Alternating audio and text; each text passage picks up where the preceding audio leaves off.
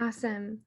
Welcome, everyone. I'm calling this meeting to order at 7:03 p.m. Thank you, everyone.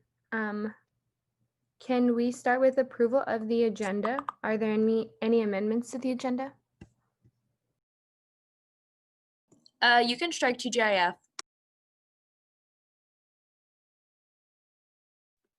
Awesome. Striking TGIF.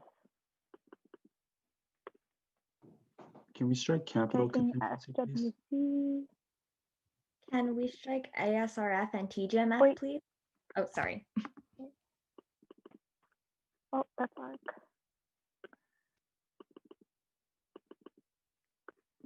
And capital contingency. Okay. Striking bag.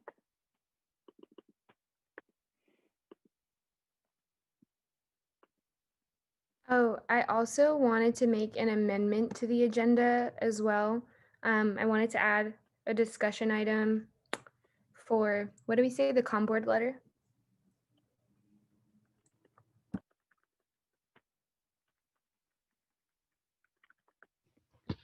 Could I give a verbal officer report this week? Yes. Let me find you. There we go.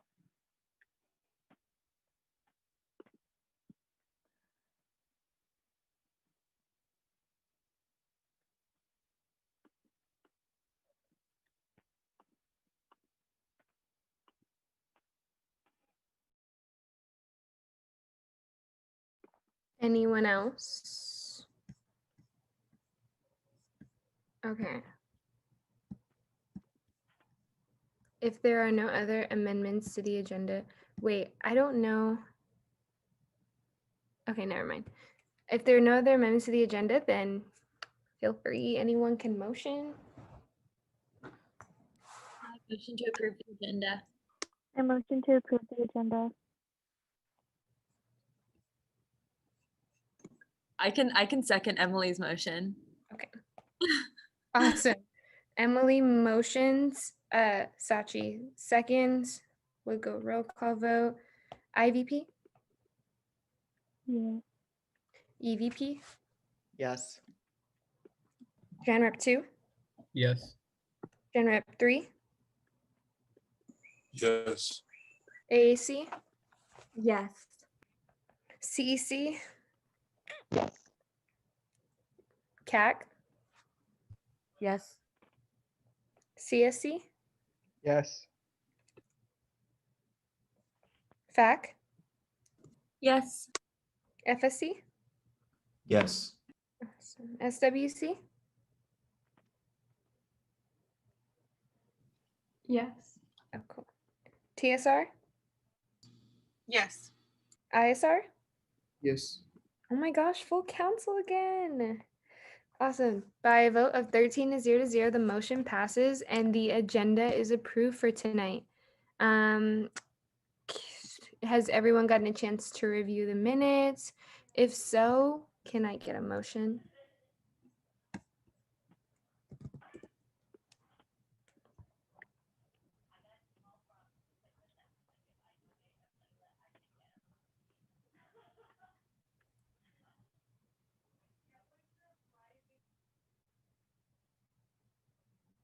Hello. I motion to approve the minutes for January 12th. I second. Justin motions, Bacher seconds. Let's start with IDP, Yes. EVP, Yes. Gen Rep 2, Yes, Justin, Gen Rep 2, I said yeah. Gen Rep 3, Yes. AAC, Yes. CEC,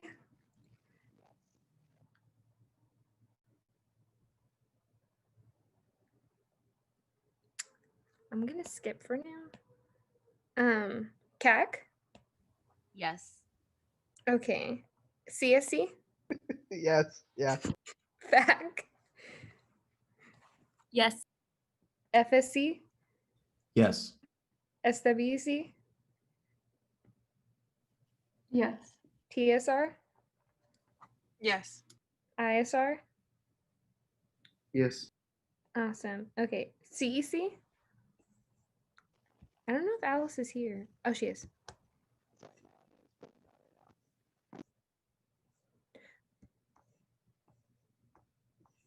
I think her sound's messed up. Alice, we can just skip you for now for this one. Awesome. By a vote of 12 to 0, the motion passes and the minutes from the other week are approved. Thank you all.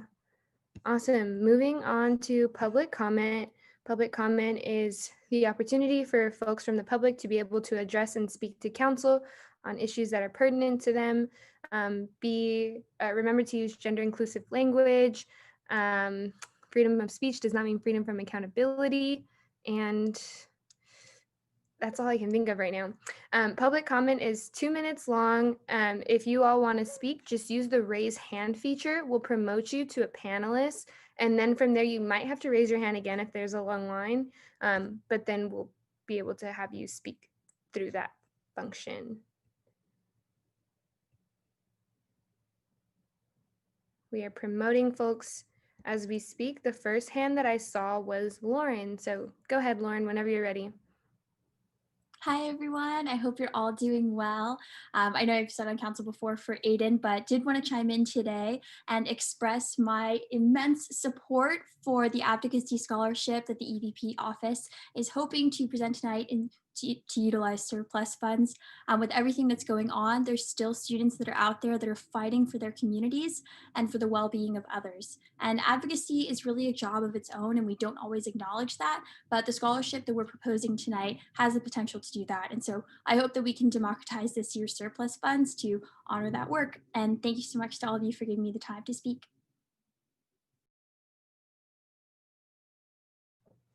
Thank you, Lauren.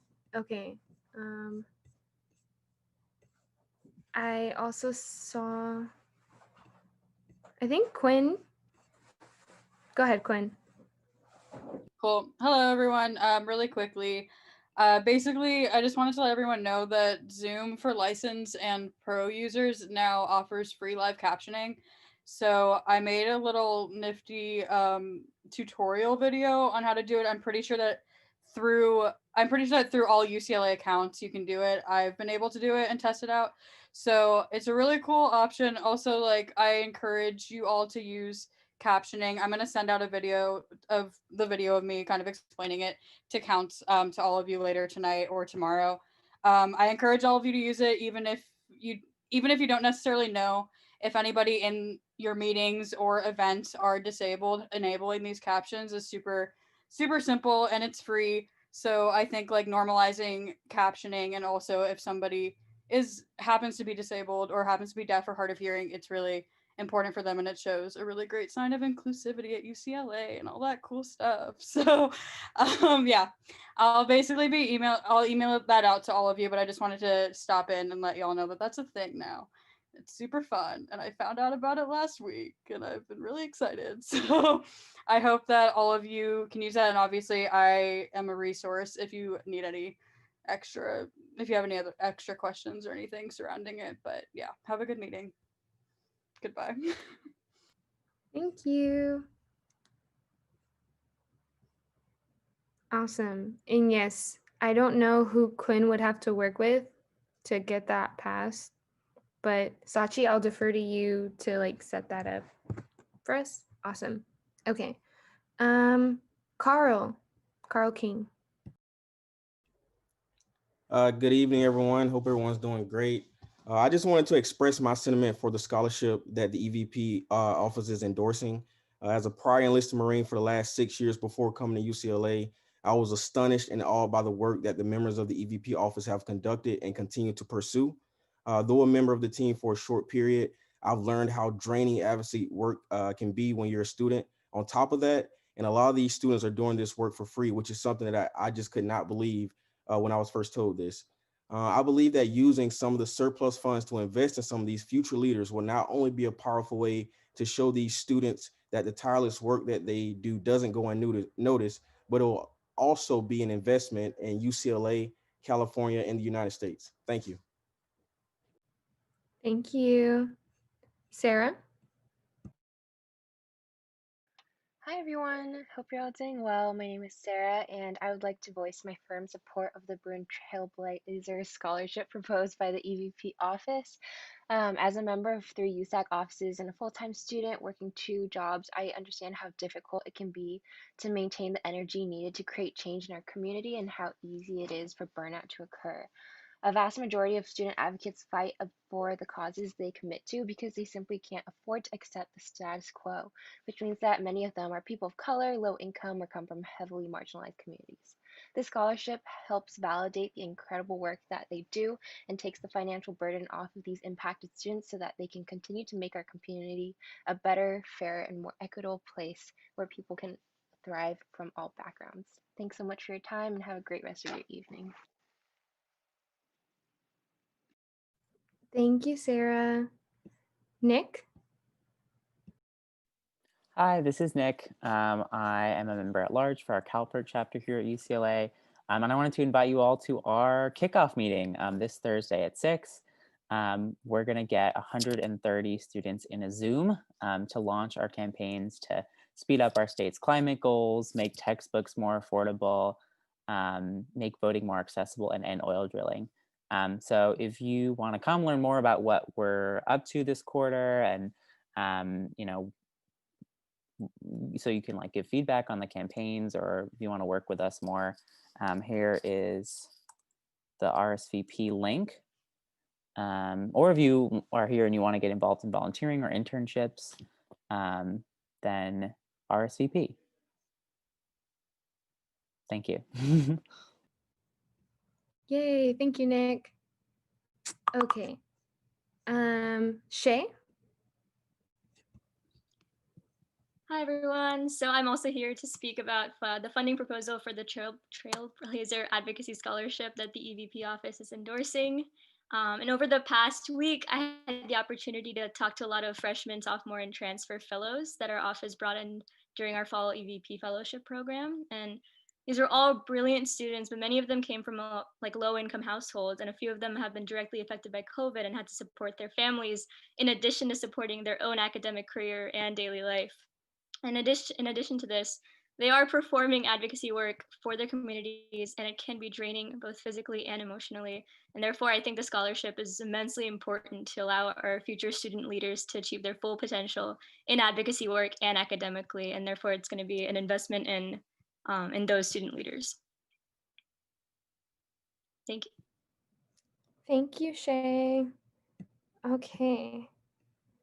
And then for what seems to be our last person, Laura Gong. She's also a representative on one of the Response and Recovery Task Force committees, so wanted her to give like a public update. Hi guys, I'm Laura. As Naomi said, I'm the undergraduate representative in the Research Continuity Working Group. Basically, at our last meeting, nothing has really changed in terms of ramping up research. We're still in phase 2, which means that all UC campuses are working at 25% capacity right now. As of 2 Fridays ago, I believe there were 69 positive cases in the research community, and that's been increasing just because of community spread.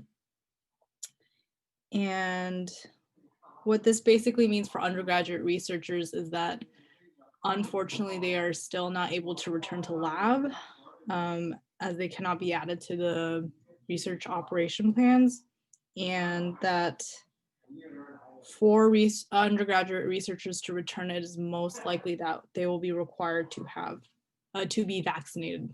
So that's it. Thank you guys. Awesome. Laura, if you don't mind, I don't want to put you on the spot, but does anyone from council have any questions for Laura? Cool. If not, thank you so much for coming out. Great. Okay. Is there anyone else from the public that would like to give public comment?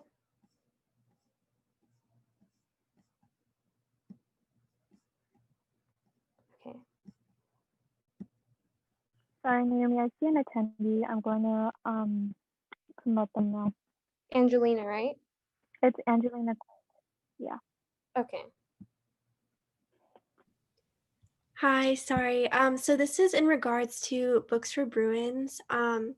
So I have applied for Books for Bruins in the past, and many of my friends have as well.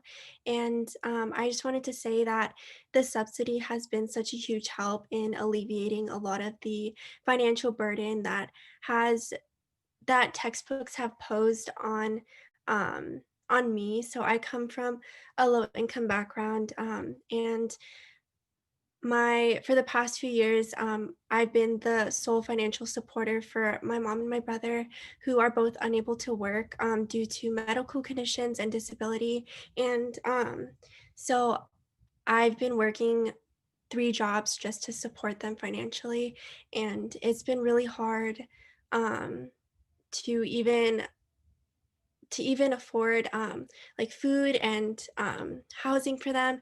And so just barely being able to afford like food and housing has been such a huge stress. And just having this textbook subsidy has been such a huge help. Sorry, I'm like, yeah, I'm just so grateful for everything that Books for Bruins has done, because it's really allowed my education to be possible and for me to have a fair chance to succeed alongside my peers who, can easily access these resources. So, yeah, I just think that it's such an amazing program for me and for like students like me who are going through similar things. So I really, yeah, I just hope like this program can have enough funds to continue to support students like me and other students. Um, yeah. Yay, thank you, Angelina.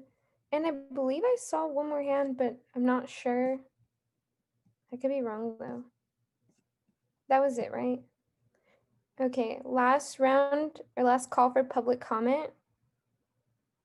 Going once, going twice. Use the raise hand feature if you want to comment. Okay, we are concluding comment at 7:21 p.m. Thank you everyone for giving comment. Hopefully some of you all can stick around for the surplus discussions. I see. Okay, they're actually taking place towards the end of council, so I would invite you all to come back at like 9:30 p.m. That seems to be the route. Actually, earlier. Come back earlier. Come at 9. Más o menos. Okay, awesome. Moving on to our next item on the agenda. We have contingency. Go ahead, David. Hi, everyone. So this week, the total amount requested was $3,882.90.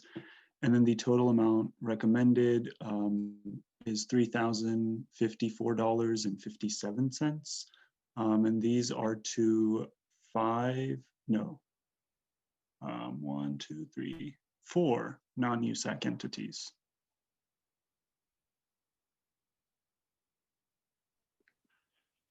Yeah, real quickly, David, I know you know that we had a couple of questions about one of the events. Right. I saw that one of the events is a conference that is in person, so I was wondering about perhaps any of the like safety precautions that you're having folks take, and about the safety of traveling in groups during this time. Right. So I emailed the organization. They said that I'll read off the email, sort of what they plan on doing for safety precautions. They said they'll be routinely cleaning high touch surfaces at the conference.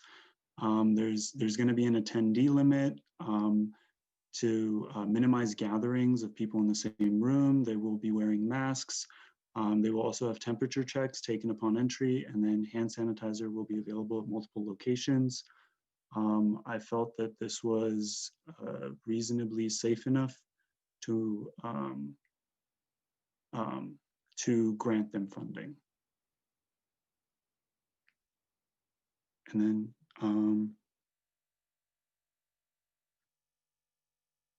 Oh, I see, Naomi, you had a question.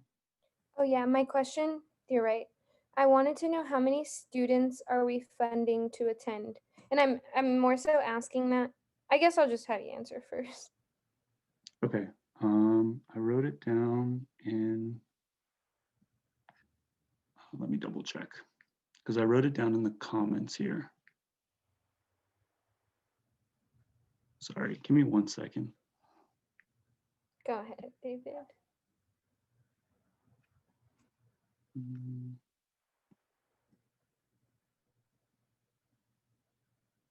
I think this is, okay, I think this is a 10 student event.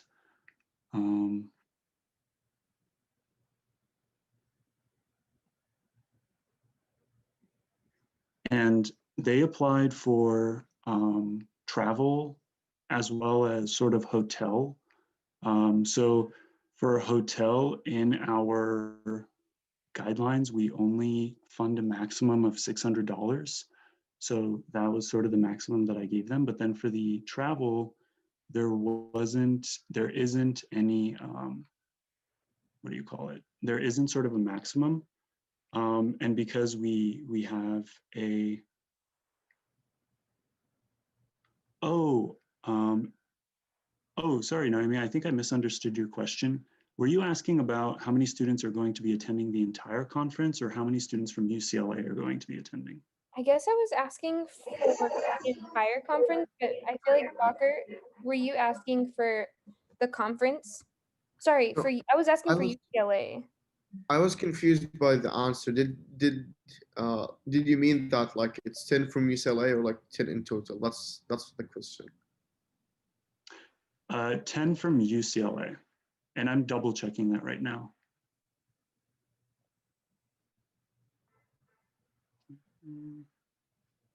I don't know how many will be attending the entire conference. Yes, they said they will have 10 to 12 members attending.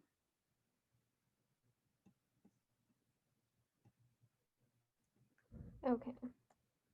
The only reason I think that we should we should really think about what it means, and this is for all funding bodies, not just contingency, what it means to be funding groups to engage in, like, whether it be advocacy or whether it just be like things that are going on, or conferences, whether we should be funding them to essentially break public health guidelines and to engage in person during a pandemic. I think it would be, and might not, I feel like it might be counterintuitive to do such a thing when we are, like, condemning all of those actions on our own campus. So I don't know.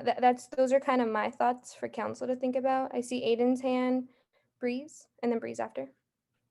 Yeah, I second what Naomi said. I know for us with the Bruin Advocacy Grant, we were kind of grappling with this question of funding in-person travel for major conferences. And I know even though many of our funds were set up during good times to fund travel, for us at Bruin Advocacy Grant, we have in our guidelines that we abide by, university and other governing regulations. And right now, I know one of the kind of guidances is to not fund non-essential travel. So for us, that's kind of what that guidance is what we're deferring to, and kind of putting a pause on essential travel funding right now, or sorry, non-essential funding travel right now.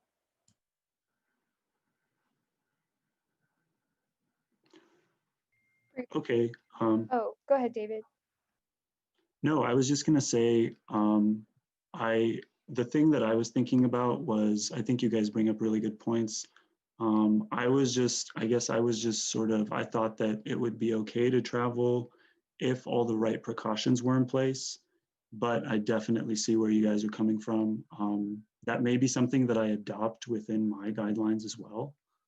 I don't know, what do you guys think about funding this event now as it is? Or I'm not sure if that's the appropriate question to ask. Well, we can certainly keep the question on the table. I don't know if Sachi wants to answer to that, or Bree. Sorry, you had your hand up. My bad. Yeah, I just want to say that I think any form of funding that's happening, like I know right now with Travel Grant Mini Fund, we've had like a lot of people that we've had to reject. And I think like that just goes for like any like organization that's like meeting with like a big group of people. Like it's just not safe, like a safe practice.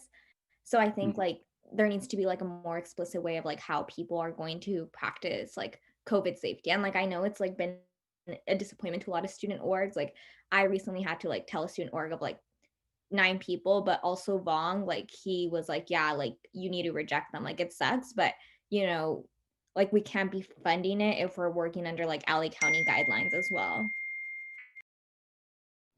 Okay. Thank you, Breeze. Sachi, and I'll call on the others after, but I don't know if y'all want to speak also directly to David's question about whether or not we should fund uh, this particular proposal, given that it's not currently in the guidelines, but also it might be contrast to current university guidelines and policy.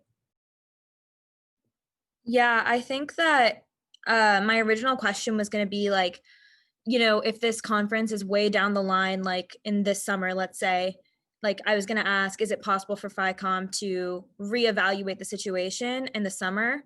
But given that the conference, to my knowledge, is in February, and considering that we're in a really deep spike in the pandemic that's not going anywhere by the end of February, I feel like for the time being, like that is not a cautious decision on our part. I don't know if I can answer the question directly, but I think I would agree with everyone that us acting to fund something that goes directly against university guidelines and also USAC pleading with the student body would be very difficult. Justin? Yeah, I just wanted to let council know I will be voting no, specifically for on the case of this. I wanted to ask David for the rest of the um, events in the letter. Are they over online or are any other ones in person? Yeah, so the other events are all online. They'll be taking place on Zoom.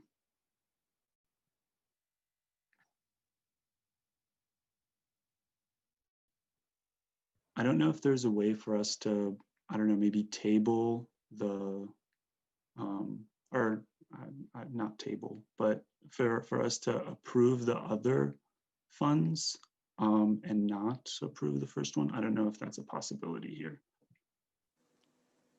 You can do a line item vote and separate the different items that are on the recommendations. Okay. And Sachi had also asked, has FICOM funded anything in the past year in person since the pandemic began? So yes, basically what I focused on is safety precautions.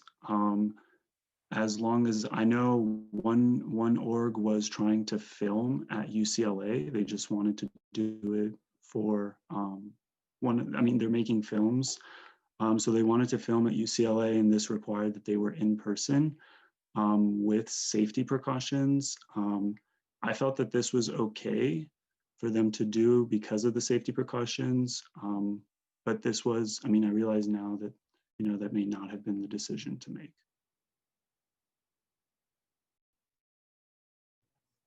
Thank you for that context, David.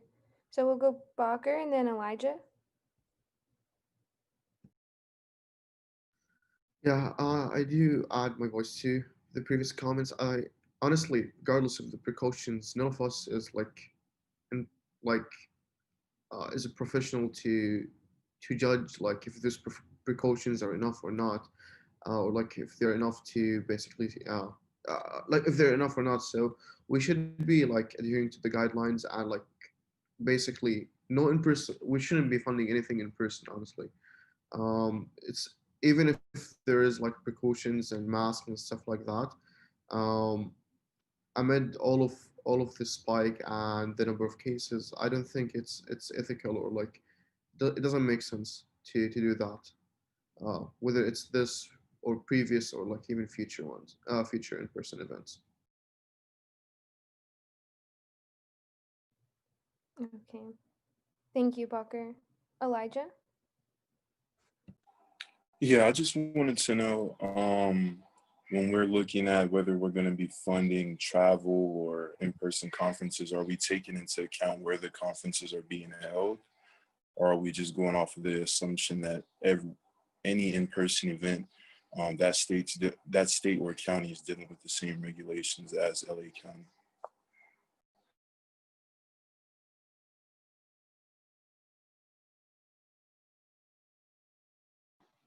Oh, was that a question for me or for everyone? I think that would, since everybody who commented on it, I think it'll be a great question for them to respond to. Yeah, I know for me, like, let's say the conference was in Florida, which obviously has very different, like, guidelines, and like their counties are doing different things in regards to public health, as is every state. Like, we all know it's a mess right now, but I do think that the overarching principle or the theme is that, like, we should be abiding by the regulations that UCLA has set place. I don't even necessarily think we should go like county level, because like you said, Elijah, county by county things are different. But I think if we fund organizations to like meet in person, I do think we can get into like muddy waters when we're advocating on our own campus for like stricter guidelines or for, sanctions for students who are willingly going against public health guidelines in a very serious way. Naomi, I could jump in. This is Josh. I'll just say that the campus has been pretty strict on this, just saying that it doesn't matter the location. We're trying to minimize travel. For perspective, anyone living in the residence halls will need to quarantine if they leave LA County. So that's just the policy for the students who live on campus. So if that helps with your decision of understanding, yeah, it's really not county by county. It's just travel regardless. Thank you, Josh, for that perspective. Okay, so Elijah, I saw your hand up again. Did you want to like respond to that? No, it was still up, my bad. Oh, okay, okay. And then Sachi. I know. Wait, Justin, did you also have your hand up? Oh, okay. Yeah, just on Elijah's point too, like, and also Josh's point, I think for me the biggest point of concern is the traveling itself, like having had to fly back to LA for school from home. Especially air travel is just uniquely dangerous. And upon arriving in LA, per the LA County mandate, I had to self-quarantine for 10 days in my home. And I don't really think there's any way of knowing if these students will self-quarantine afterwards. And so, in addition to being a risk to the place that they're going, being a risk to the people on the flight, and then of course being a risk to not just the LA community, but the UCLA community afterwards, I think that it's best to err on the side of caution.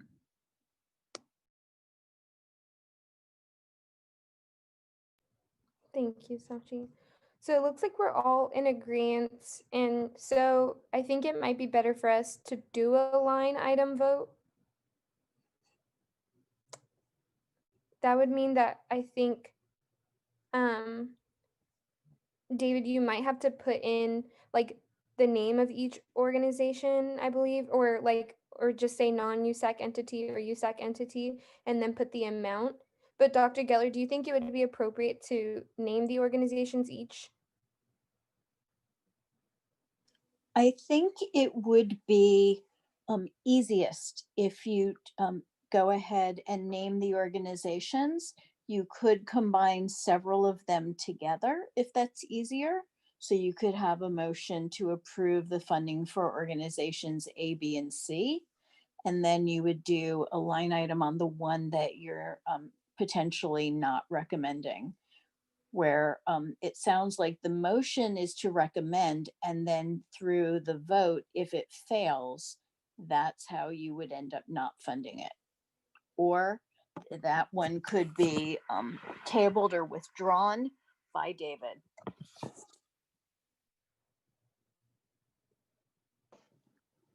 Okay, so so then should I start with sort of the Bruin Republicans one, and then you guys can sort of vote on that one and then move on to the other ones?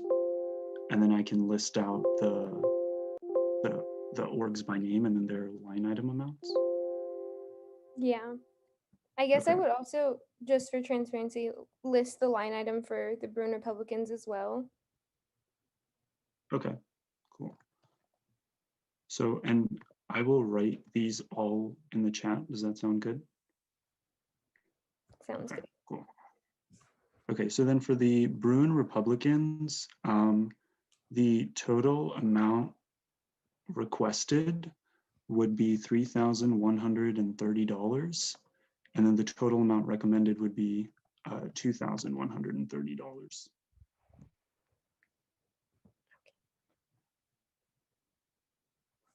Can I get a motion?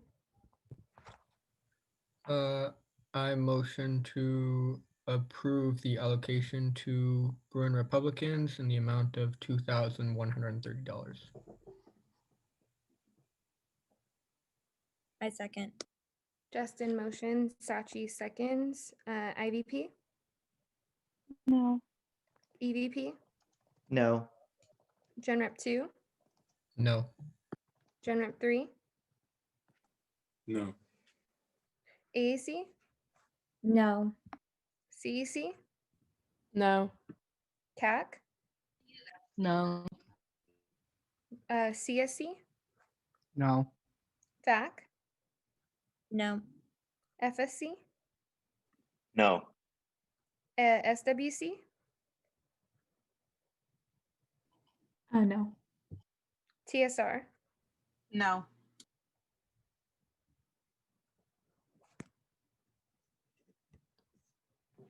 Okay, and Oh, then wait. Sorry. TSR? No. Okay, cool. ISR? No. Awesome. By a vote of 0 to 13 to 0, the motion fails and the allocation to the Bruin Republicans for contingency has not passed. I hope I said that right. We don't get to do that often. Okay. okay, now the second one is consult your community at UCLA, and they have 3 events, so it's going to be consult your community for the next 3. The total amount requested was $70, and the total amount recommended is again $70. Justin, I'll go. I motion to approve the allocation of $70 to consult your community at UCLA. I second. Awesome. Sachi motions, Alice seconds. IVP? Yes. EVP? Yes. Gen Rep 2? Yes. Gen Rep 3? Yes. AAC? Yes. CEC? Yes. CAC? CAC? Yes. Cool. CSC? Yes. FAC? Yes. FSC? Yes. SWC? Yes. TSR? Yes. ISR? Yes. Awesome. Okay. And then for the next one, David? Oh, wait, sorry. By a vote of 13 to 0 to 0, the motion passes and the contingency allocations for consult your community at UCLA has passed. Okay, so then the next one again is consult your community. This one's for their winter social. And this one, the total amount requested was $225 and the total amount recommended was $216.67. I motion to approve the allocation of $216.67 to consult your community at UCLA. I second. Awesome. Sachi motions, Justin seconds. IVP, Yes. EVP, Yes. Gen Rep 2, Yes. Gen Rep 3, Yes. AAC, Yes. CEC, Yes. CAC, Yes. CSC, Yes. FAC, Yes. FSC, Yes. SWC, Yes. TSR, Yes. ISR. Yes. Awesome. By a vote of 13-0, the motion passes, and the contingency allocation for $216.67 has also passed. And then I believe this is the last one, right, David? This one's consult your community again, and then there are two more. I don't know if I can combine them. I think you can. Okay, okay. Should I just combine all of the amounts all together? Yeah, the rest of them. Okay, my bad. I thought we were gonna do one by one. No, it's okay. We did Okay. say line item. Those were line items. Let me quickly add these up so I can give you guys the right number. Sorry about this. Thank you, everyone.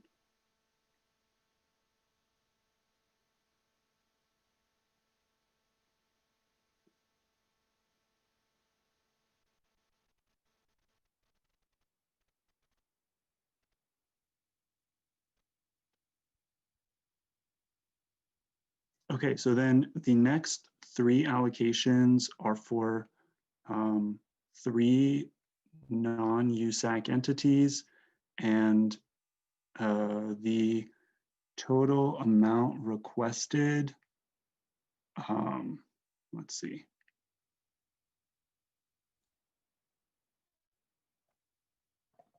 Okay, so the total amount requested was $532.90, and then the total amount recommended is $457.90.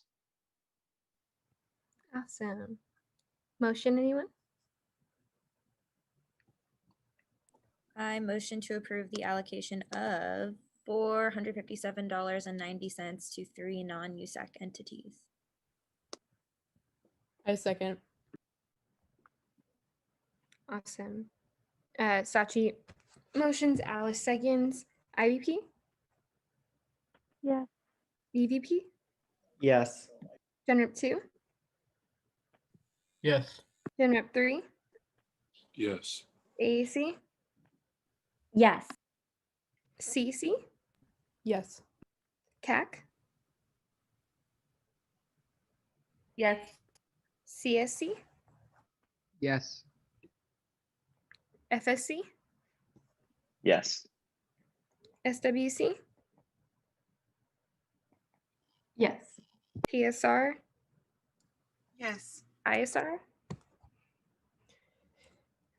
Yes. Awesome. By a vote of 13-0, the motion passes, and the rest of the contingency allocations are approved for this week. Thank you, everyone. And Wait. thank you, David. Oh, Question, did you call back for that vote? I believe I did. Okay, maybe I'm just sorry. Disregard.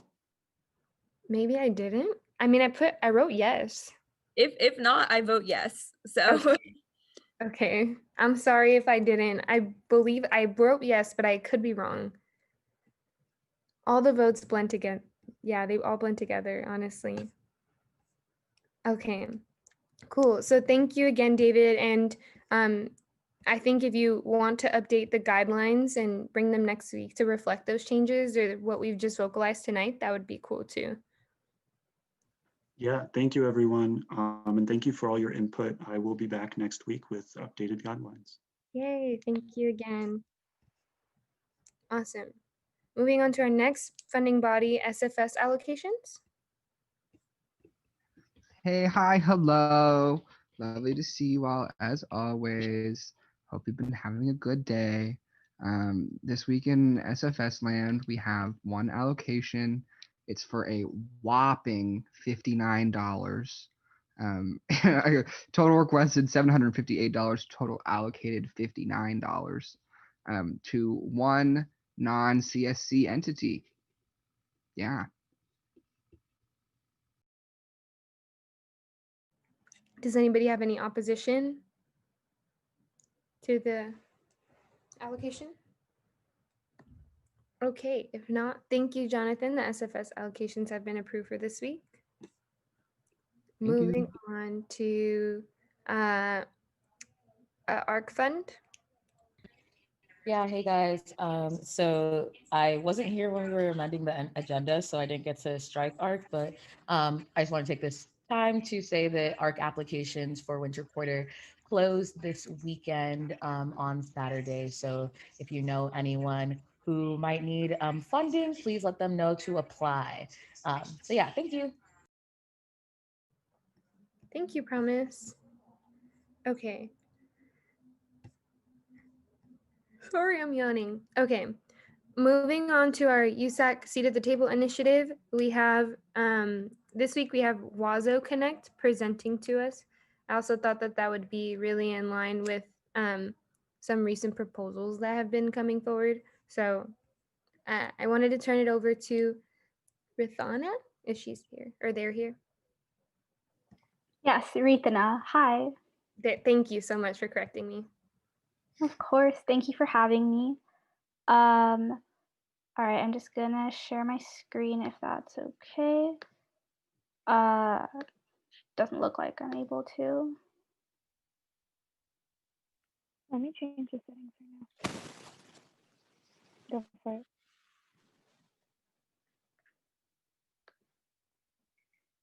Awesome. Okay, is my screen visible? Yep. Yes. Cool. All right, so yeah, like I mentioned, I'm Rithana. I'm a third year neuroscience and psych major, and I'm one of the co-presidents of Wazo Connect this year, along with Julia, who isn't here. But so I'm just gonna kind of go over who we are and what we do, and you know, how we've been like dealing with the transition to the virtual environment because of COVID. So we are a peer mentorship organization at UCLA, and our mission statement is accessible mental health support for all. So basically how our program works is that we train student mentors and then we pair them up with a mentee who is just anyone at UCLA that feels maybe stressed or lonely or overwhelmed or just kind of wants a safe space to talk without judgment. And so we really strongly believe that anybody who needs mental health support should be able to access it. And we're really passionate about breaking down barriers to mental health support like cost and stigma. So Wazo is kind of I guess the niche that we fulfill is we're sort of in between friends and family and therapists. So being a Wazo mentor is kind of a unique balance in that sense. So we obviously want to provide more professional support than you would get from a friend or family member, which is why we train our mentees in skills like active listening and empathetic responding, but at the same time still have that kind of like informal peer-to-peer connection that you get from another college student. So this is just kind of the, I guess, origin story of how we came to be. So about 5 years ago, the original founders of Wazo, who are long graduated now, but they kind of noticed that, and I'm sure a lot of you also noticed that a lot of students at UCLA and a lot of other college campuses aren't really able to access mental health support that they need CAPS at UCLA is often, overloaded. It takes like a month to get an appointment, and the supply just like can't really meet the demand. And so that was a gap that WASO wanted to fulfill. And so we designed this mentorship program with the help of psychology professionals. And ever since then, we've grown a lot.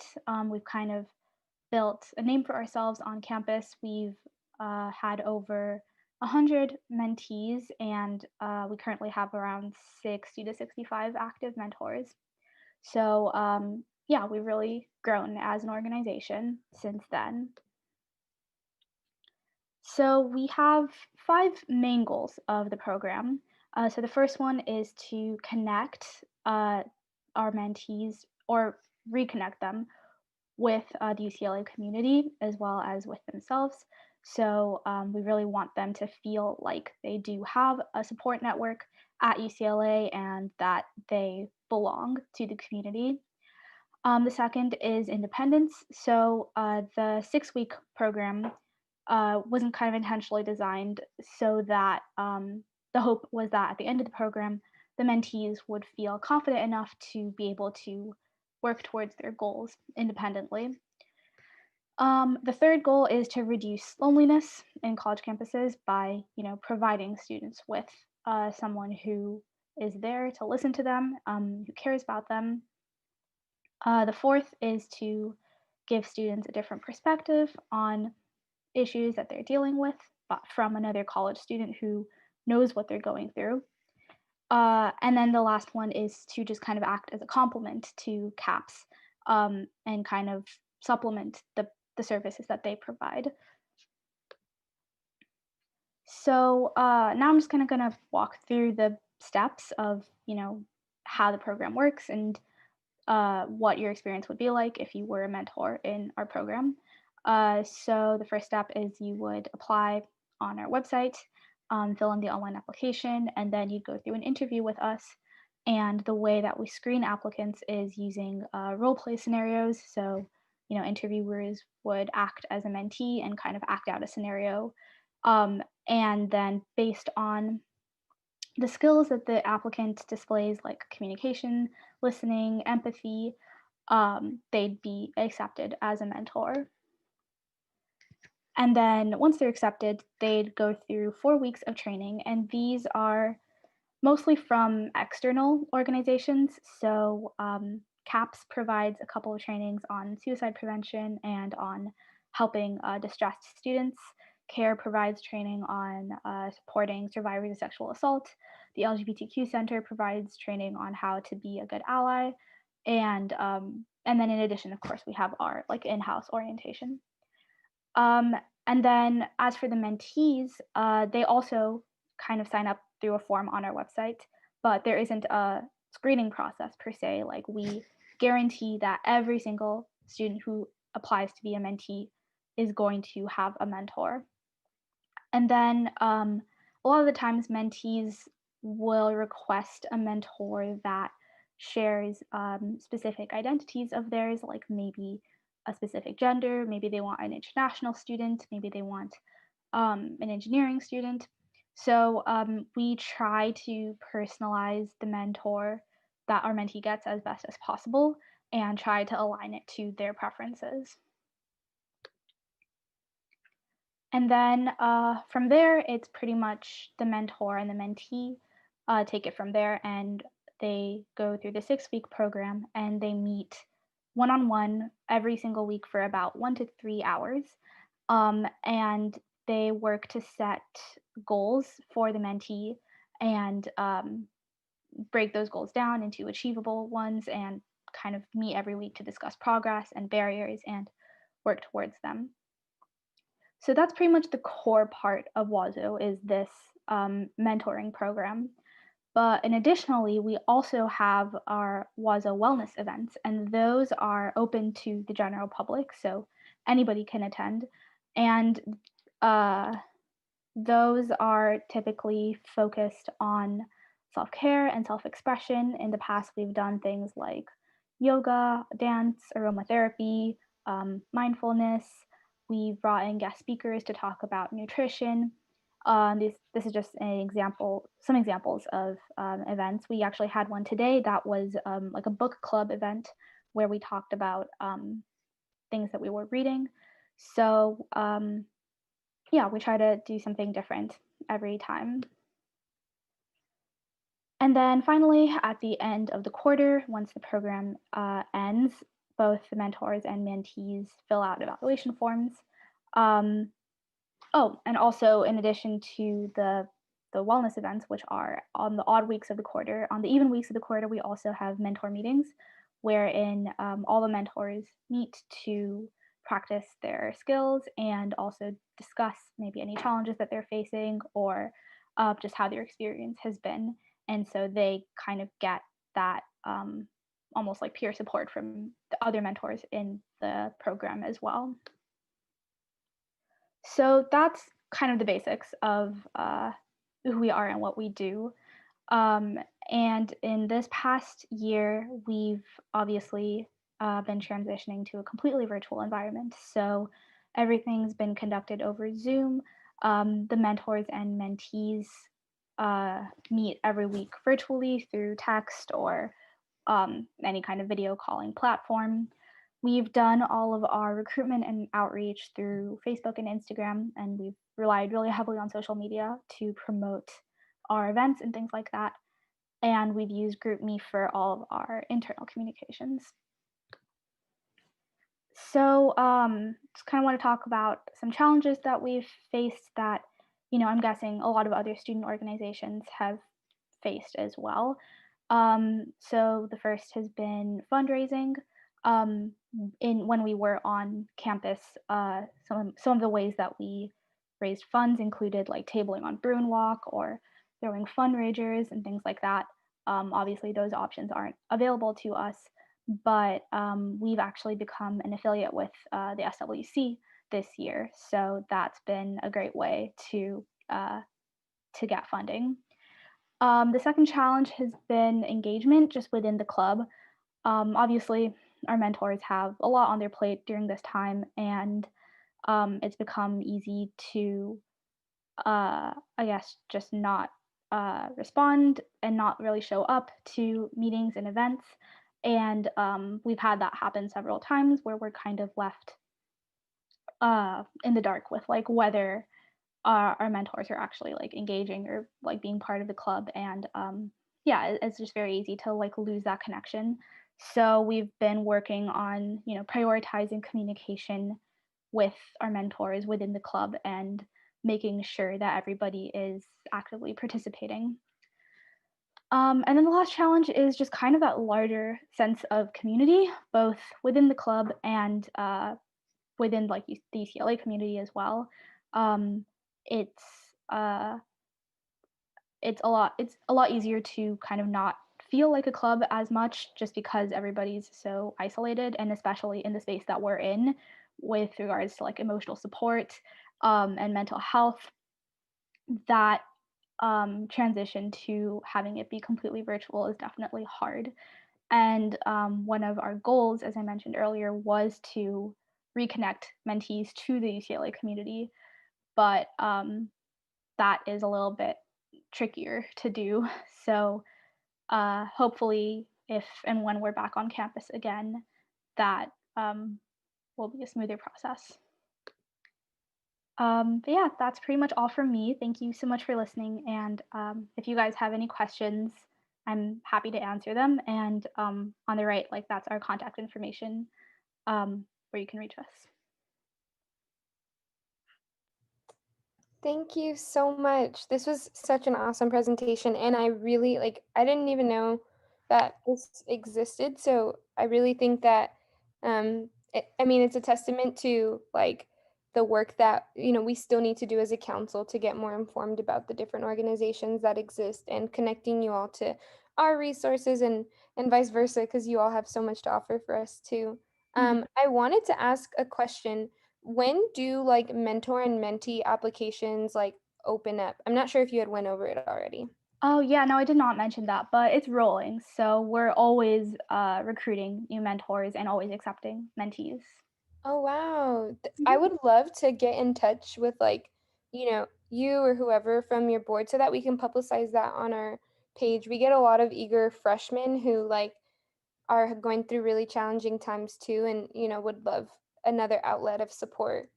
Oh yeah, of course. I'd love to get in touch. Yeah, maybe I can like send over some graphics or something like that. Yeah. But yeah, our email address is there if you ever want to reach out. Thank you. And then I see Justin Sam. Yeah, what's up? Thank you for your presentation so much. I was of course aware, y'all. I do some work in or currently working on a campaign, I guess, and building up some connections with other orgs and resources such as CAPS that like do similar give similar resources to y'all. Essentially what we're doing right now is collaborating with a few other student organizations in the office to build, I guess, research through focus groups about like experiences with campus, I guess, access to mental health resources. Kind of similar to like the initial problem y'all identified in creating Wazo Connect. I was wondering, I guess the second problem, I imagine y'all aren't really too much into like advocacy or things like that, but I would like to connect with you like after council to, I guess, work on something or yeah, get a little bit, I guess, talk through, I guess, what I'm doing and what y'all are doing at Wazo Connect. Yeah, of course. That would be awesome. I'd love to learn more. Yay. Baker? Hi, thank you for your presentation. So yeah, similar to what Justin said, I would really love to connect with you after the meeting because basically, like you already know like how accessing mental health on campus is hard, and right now because many international students, especially first years and transfers, are like not on campus, like they're in their like they're abroad. So accessing those resources are even harder for them. And we're trying to work with CAPS and student affairs to basically kind of solve this. But like we would love like to talk to you and see what we can do.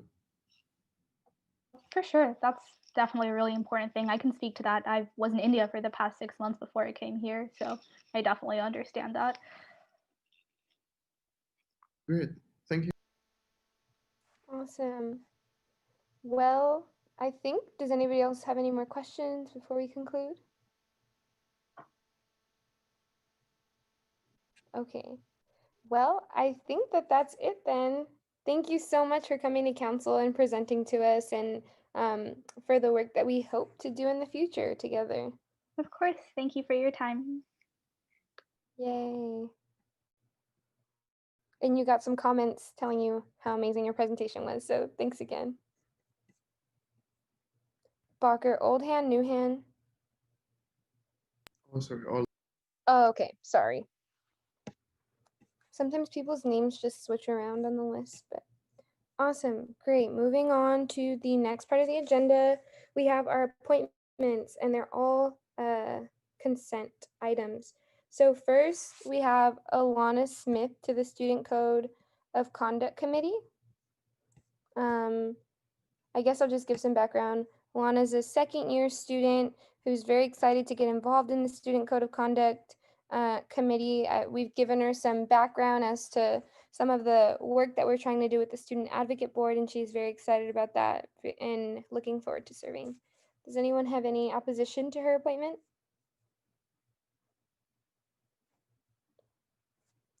Awesome. If not, then Alana Smith is appointed to the Student Code of Conduct Committee.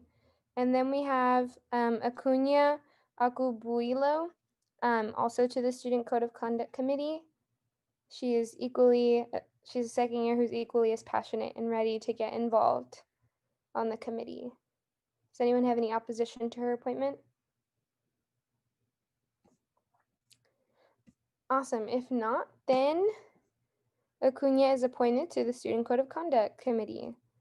And lastly, we have Symphony Dean Pfeiffer to the Student Group Code of Conduct Committee. I wanted to differentiate the student code. Student group code is a new code that has came out. It's different than the individual student code of conduct.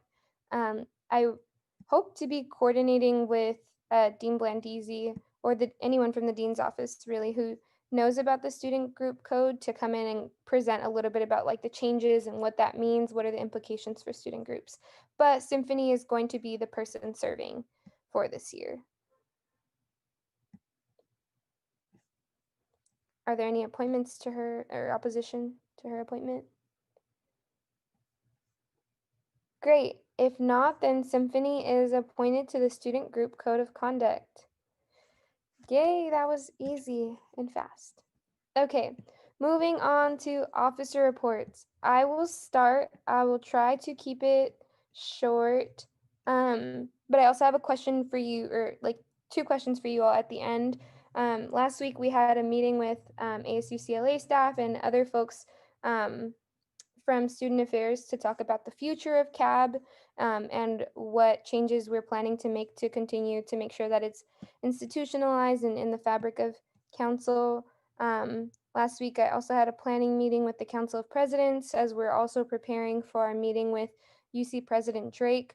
At that meeting next week, we'll be talking about campus safety once again and return to campus plans. The fall announcement that was made last week and going over various concerns or things that have been brought up by our presidents and their campuses. Wanted to update, we've finished all of our appointments. As far as I know, I think we're 100% done. So I just wanted to give a really big shout out to ARC for putting up with the countless appointments and interviews that we've had. You all did amazing. And we got a really good group of students who we're hoping to get together soon so that we can also talk about transitioning them at the end of the year. I wanted to note we also met with CPO administration, student affairs, some folks from student affairs admin, including Vice Chancellor Mick DeLuca to talk about, and student leaders to discuss a conversation that was brought up 8 months ago actually at a council meeting regarding violations that we believe occurred within the statement of understandings for 2 very important committees, the CRC and the SIOC. And we had our first of what we now see to be a series of meetings that will be taking place. I will be bringing up this particular conversation and meeting to Vice Chancellor Gordon next Tuesday on our meeting, but I wanted to flag it to let y'all know that there has been some progress that has been made, or at the very least a meeting that has like taken place. So yeah, and if anyone has any questions about that process or like those conversations and you all feel like you like want to be there or like it's within your position to be there, please let me know and I can try my best to get you all involved in those conversations too. Other than that, I won't bore you all too much more. We are working with ASU CLA staff to begin publicizing or trying to find ways to publicize the USAC budget to students in the student body. We want to make sure that students understand certain referenda that were passed in the past and kind of give context to why they're important, where that money goes to, and where that $9 million actually goes to for the entirety of the year. So we've been working on that and we hope to release our first part of the series week 5. We're hoping to have it be like a 5-week campaign of some sort, but still finalizing the details.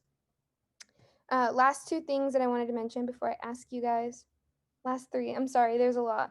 Jonathan and Amanda are serving as our commencement spokespeople. They're basically going to be the students that are going to be advocating and working with administration to figure out how we can have the best commencement possible given the circumstances. And I'm also advocating to Vice Chancellor Gordon in our meetings about proposed ideas that I see floating around and whatnot. I met with Dean Rush with Breeze, who's agreed to join our student advocate board. We're really excited about that. So we are now going to be in the process of formalizing all of that. And then the last thing that I wanted to ask you guys, this has come up in, well, one of them has come up in a meeting, but I kind of wanted to get a sense of your guys's take on outdoor classrooms and whether or not you all feel like there's a need or like a desire for the student body to engage in outdoor classrooms, circumstances permitting.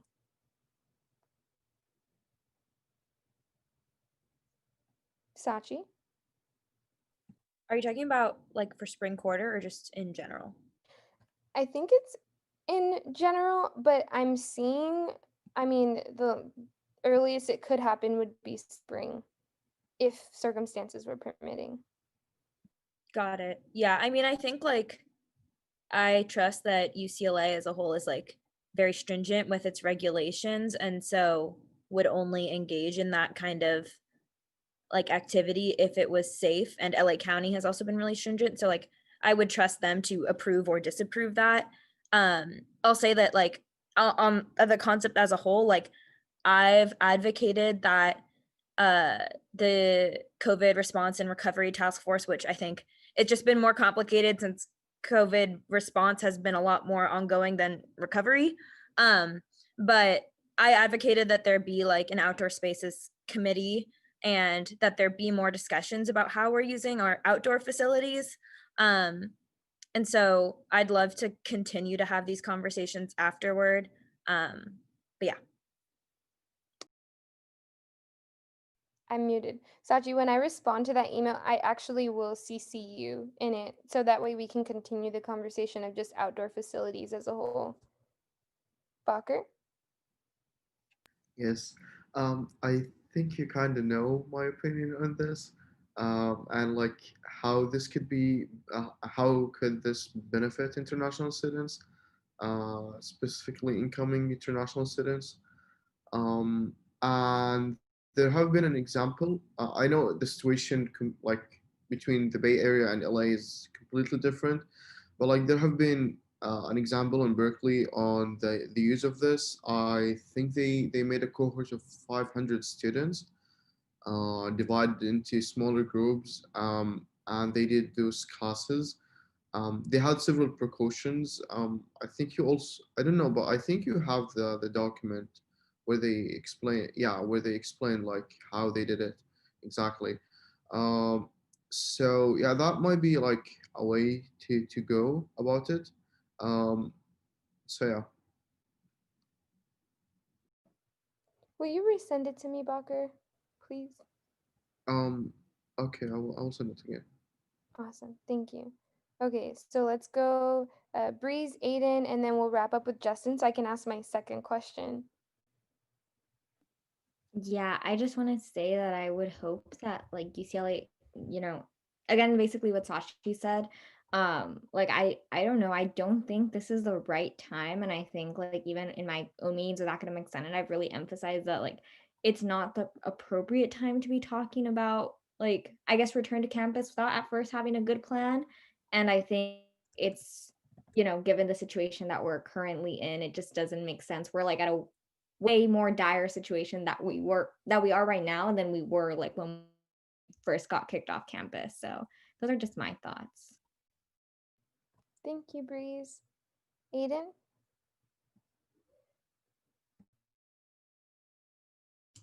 Yeah, no, I mean, I've heard outdoor like classes be spoken at the system-wide level in the context of only spring quarter and only if certain benchmarks are met for vaccination or COVID rates. So I think that those are important questions to think about. I typically listen to and get my health advice from UC Health's president, Dr. Byington. She's like the gem of UC. She's our Dr. Fauci. She's like one of the top 5 infectious disease experts like in the country. So like if she's okay with it, I'm okay with it. But I think those are important questions we should ask related to, what are the benchmarks, or what are the boundaries for what's the go no go on outdoor classrooms. What are the access points for disabled students or for international students? And then what does flexible options look like? Because I think all of this has to be considered within the context of, you can't mandate somebody to come to an outdoor class. There needs to be an online flexible component. Thank you, Aiden. And so just to clarify, so you would say that like generally you would agree with it permitting like things are in order. Yeah, I think the fact that we're having this conversation and infectious disease experts are weighing in makes me optimistic, but we still want to be careful. So, the entire process that's led us to all the strong UC rules on COVID-19, and why, relative to other schools in the country, we're doing so well. As long as that process is followed, I think we can have confidence in it. Okay. Thank you all. And I just want to like note to the public, this isn't like a thing that's happening next week or next quarter. It's like not guaranteed at all. I was just asked my opinion, and before I share that opinion, I want to make sure that it's like properly informed on such a topic this large. And my last question, this I was asked by the Vice Chancellor of Student Affairs in my last meeting with him. We've talked about the increase in parties that we've seen. I'm sure you all have seen on Twitter and on social media that folks are still engaging in unsafe, like they're violating behavior or violating public health guidelines. And we had talked about what will be the university's response, or like what is the university going to do in terms of that. And I know the Vice Chancellor of Student Affairs, Vice Chancellor Gordon, has stated that as of now, the office has taken, or his department has taken, a very like education centered approach in educating students about like why it's bad to do these things.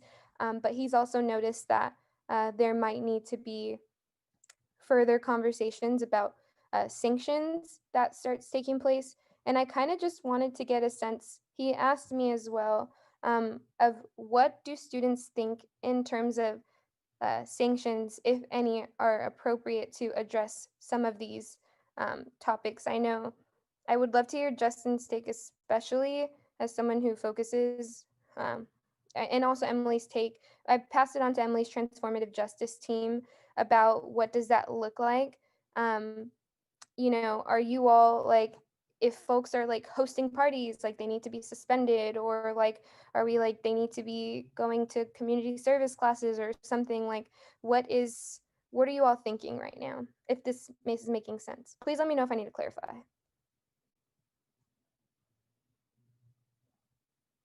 And I also just want to know if these are new hands. Sachi?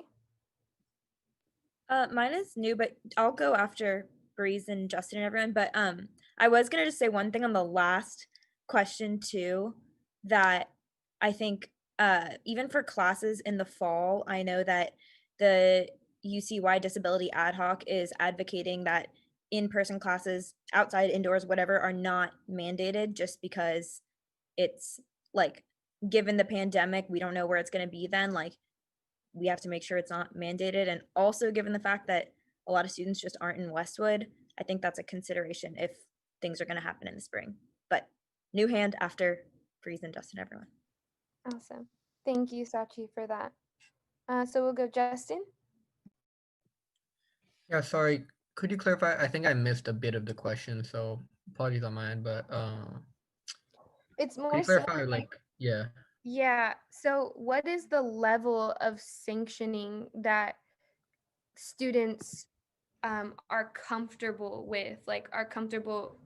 Uh, it's a difficult question to ask because it's not like we'll be deciding what our sanctions will be. But do you Right. all think it's appropriate for the Vice Chancellor of Student Affairs and that department to start thinking about like suspensions or like deferred suspensions, probations? Like, should students start being referred and essentially, for lack of a better word, tried in these student conduct hearings.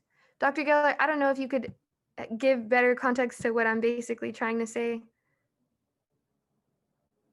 Unless that helps. I think what you're asking is how council feels about holding students accountable for these behaviors in ways that the student conduct code allows us to hold students accountable for violation of other university policies. Whether you think this should be treated the same or differently, and if differently, how so and why? Perfect. Thank you, Dr. Geller. That is the question. Justin, did you still want to answer? Yeah, I can, yeah, I'll give a quick thought because I was kind of processing and thinking about. I think there is a tricky thing with, I guess, always using, I guess, of course, we are a school, so like the things that we would be doling out would be holds, suspensions and things like that. I mean, of course, I would prefer some other way. I don't know. You get into a tricky territory in terms of course, I don't know, I guess punishment and what that looks like. Uh, yeah, I mean, I would be curious to know, like, yeah, I guess what are our bounds within the student handbook and whether that seems right. I always prefer mediating stuff, but we don't as a school. I don't think student affairs really has any ability to kind of be mediating a bunch of stuff of like, um, I don't know, getting people to understand like, yeah, don't make these decisions. I mean, as it is, we don't really have any like social or political power to like push people to even like go into pods and like social distance. Like, I mean, we all know like people are partying and stuff like that, and we weren't even able as a school to shut down like fraternities and things like that. So I don't really, you know, I don't know. I guess those are jumbled thoughts, but There are a few things I just heard you say, Justin, that maybe I can give a little clarity for. I heard you ask about what the scope of sanctions within the conduct code are. They range from, at the low end, a warning. The next is probation, which is a really serious warning. And then from there, it goes to a deferred suspension or a deferred dismissal, where the student is not removed from classes, but typically has some educational sanctions along with, and it is not put on the transcript, but it is maintained in student records. And then the most significant cases of misconduct will result in a student being removed from campus for some period of time or indefinitely, depending on the severity of the violation.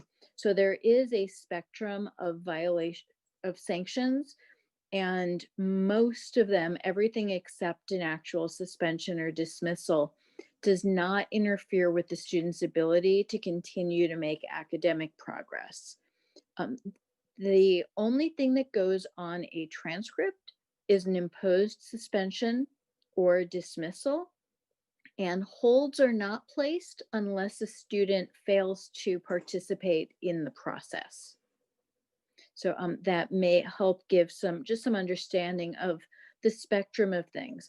They also do engage in restorative justice, which is similar to the idea of mediation that you were discussing, when it's considered appropriate given the context. It usually involves bringing together someone who's violated policy along with members of the community that have been harmed by their action, so that they can learn from each other's perspectives. It's a little more challenging in this time when everything happens remotely, but it is within the scope of the options that the Student Conduct Office has for responding to misconduct when they believe it's the appropriate way to respond. Thank you, Dr. Geller, for that context. I think that was helpful for a lot of us. Breeze? Yeah, I just wanted to say like a few things. So I know like we've been talking about like what it looks like, right, in terms of like restorative justice and whatnot. And I think like that's a really good thing to bring up. But I think like this should be a conversation that's like had at larger with all of like, I guess, people that deal with like student affairs and like the student code of conduct and whatnot. Because like obviously the way they've been handling, I guess, like other cases is not the same, and they don't I don't know, I don't feel like they always treat every student, especially when dealing with like cases of academic dishonesty. Like I know a lot of students have talked to me about how like they've been like felt like admin is like, you know, maybe not being a little racist or like kind of an attack on them as a person. So I think we need to like think about how like everyone can be brought in rather than like and teaching them. And then like after that, looking further if like the parting continues, what other plans can be taken from there. But I don't know if there's a way we can schedule a meeting with like folks from there and like see if like they could like talk to us on the issue better. Yeah. Thank you, Breeze. Okay. Emily and then Bacher. Or Emily, Bacher, and then Saki to close this off. Hi. Yeah. I don't want to take up too much space because my transformative justice team is going to be working on a policy proposal on this. But what I wanted to say is I think we need to strike a balance between like obviously like advocating against carceral response, making sure we stay like focused on how we don't think that, you know, UCBD should be handling these kinds of cases, while also remembering that like the breaking of public safety guidelines hurts like our entire community, especially our most marginalized communities.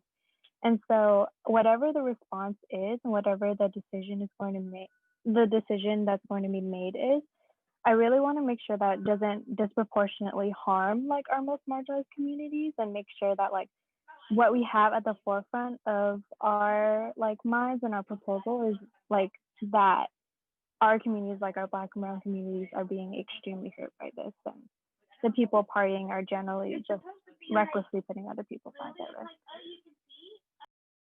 Yeah, thank you, Emily, for that point. And one thing that I talked about at my COVID town call today too, and I'd also pass this off to my staff, I'm just thinking about like, for me, there's a clear difference between like a first year student who like wants to go and party and like they're very sad and lost and like the world is like, you know, on fire, versus like the president of said, like, let's just say a made up frat, you know, that's engaging in this type of behavior. Like, I think that there's a sheer difference between those two kinds of people interacting with the situation. And I don't necessarily know, I'm not going to say like how a distinction should be made or like what kind of sanctions or punishments, if any, should be given in that way. But I do think that I also want to keep in mind that there are folks who are just like being willfully ignorant. And sometimes it happens to be the people that have the privilege to be willfully ignorant.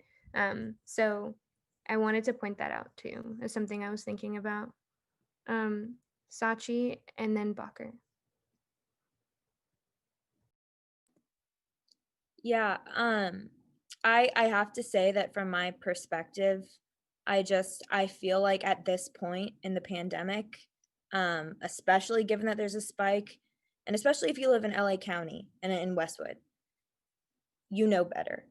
And so I understand that like I understand why we want to educate people as a first step. And I understand that it's important to do so.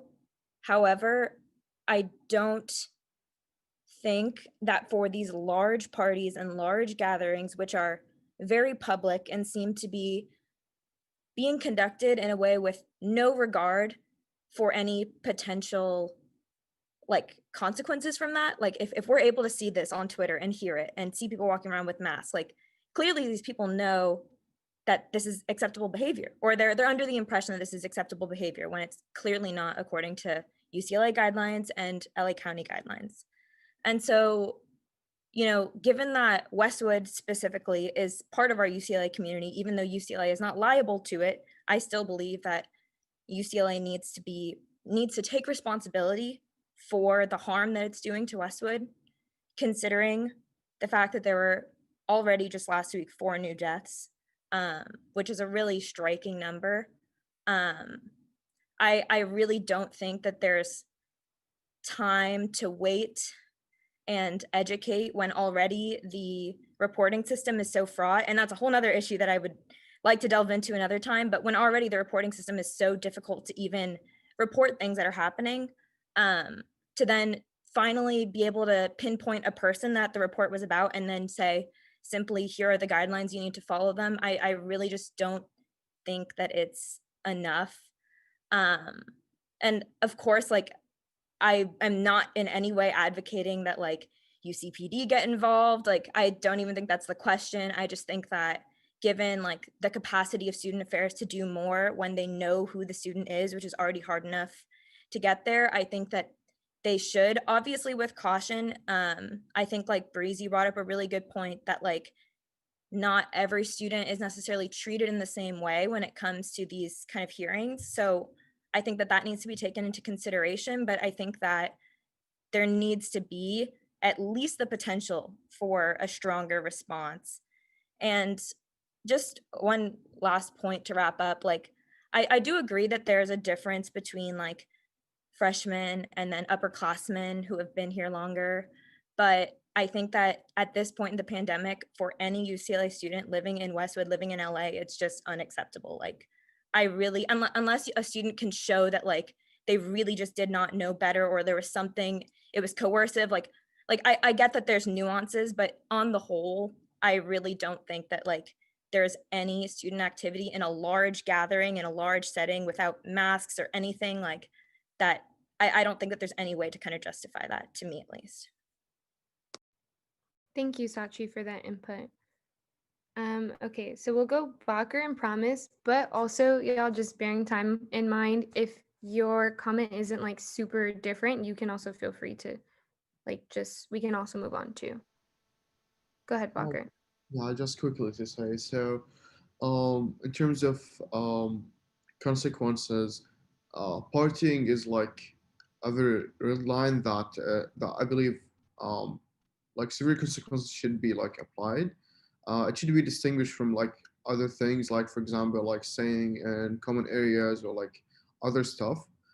Those should be treated like current guidelines.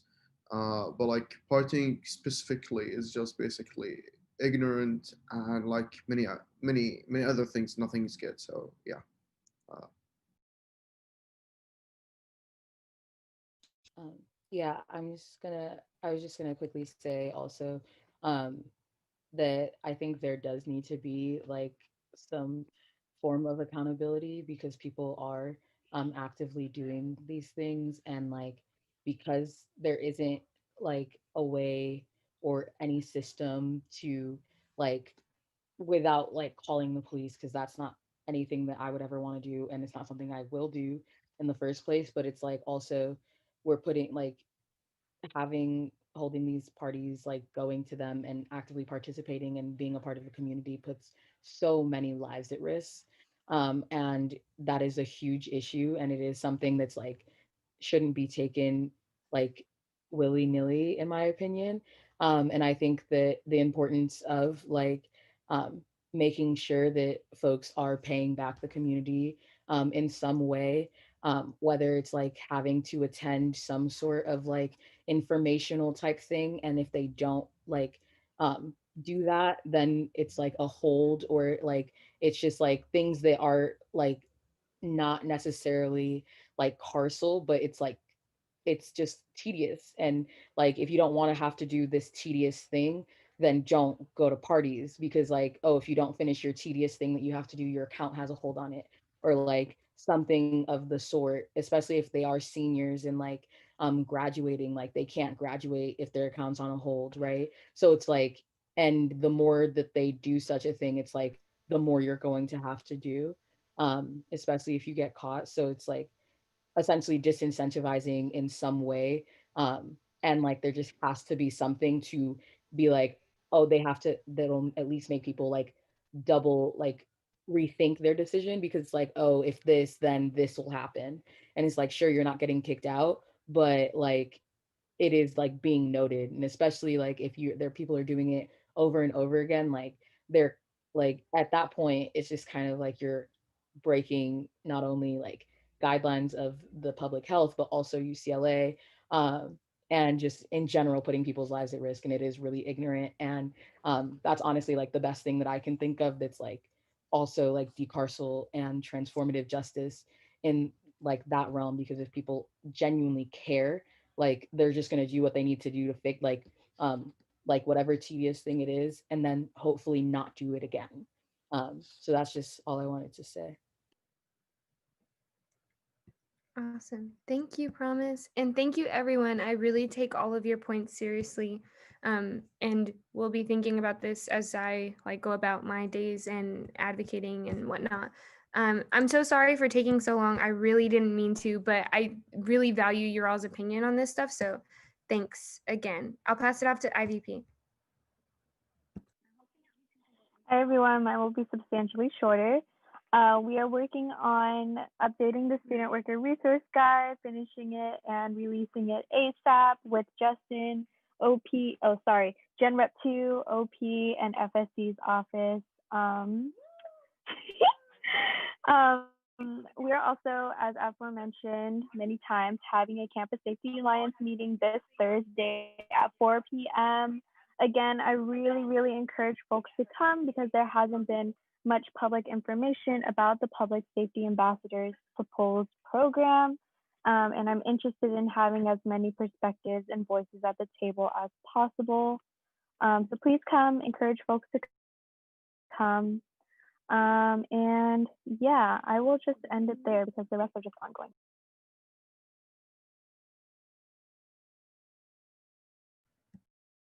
Thank you, Emily. Go ahead, Aiden. Hi there. So yes, I attached our newsletter, which is back, which briefly highlights some of the things that our office has been working on. Mainly our Bruin Advocacy Grant closed for the winter quarter. We're excited to review applications for a number of different organizations and communities on campus that applied for funding. The application for the Students of Color Conference also closed. And again, for council members that would like to participate, please like that message that I sent in the chat and encourage others to apply if they haven't already. Or actually, never mind, the application closed. I lose track of all the different dates. And then it's actually been extended. It's been extended? Okay, in that case, listen to the social media. I'm always 2 steps behind what's going on in my office. And so that reminds me. So last week also the California budget came out, as I mentioned, and we did a lot of work around that. We put out a Daily Bruin op-ed today, urging for specific programs that we've worked with communities on campus and throughout the state to advocate for, relating to access, recruitment, retention, mental health,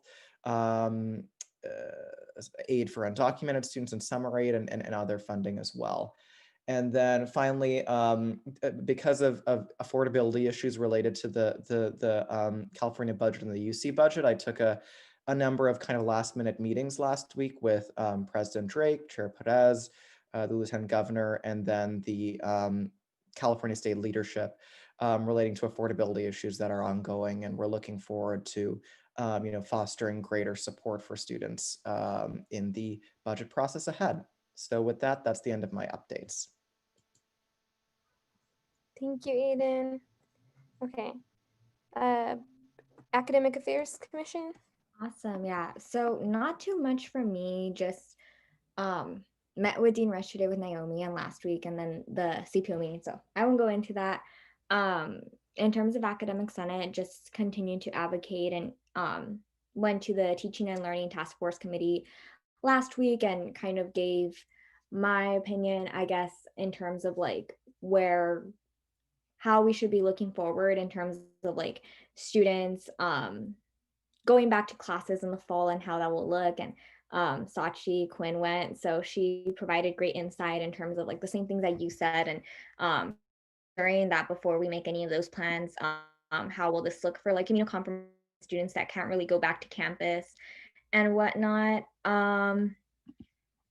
And I also wanted to say, okay, let me see, what else do we have to talk about? We're going to be launching kind of a little, what's it called? It's like meet and greet. Can someone give me the word when you like meet with professionals in your field? Is it like a professional night? Oh God, how am I blanking on this? Networking night? Yeah, there you go. We're launching a networking night with BIPOC folks. So we're excited about that, especially because like a lot of like BIPOC low income students obviously don't really see folks in their fields. So yeah, thank you, Sachi. So we're going to be having that sort of thing so that students can connect. And we're going through Books for Bruins applications. We should be going through them by next week. And I think those are all my important updates. Yeah, and we're going to be hosting a space with Unica and continuing to work on our SAGE module for orientation. So yeah.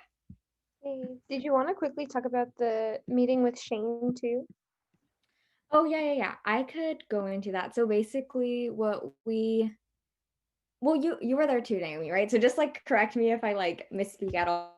Yeah, so from my understanding, Shane met with Naomi, myself, and the folks from GSA, and we kind of just had a conversation regarding I guess what our plans are for academic senate this year.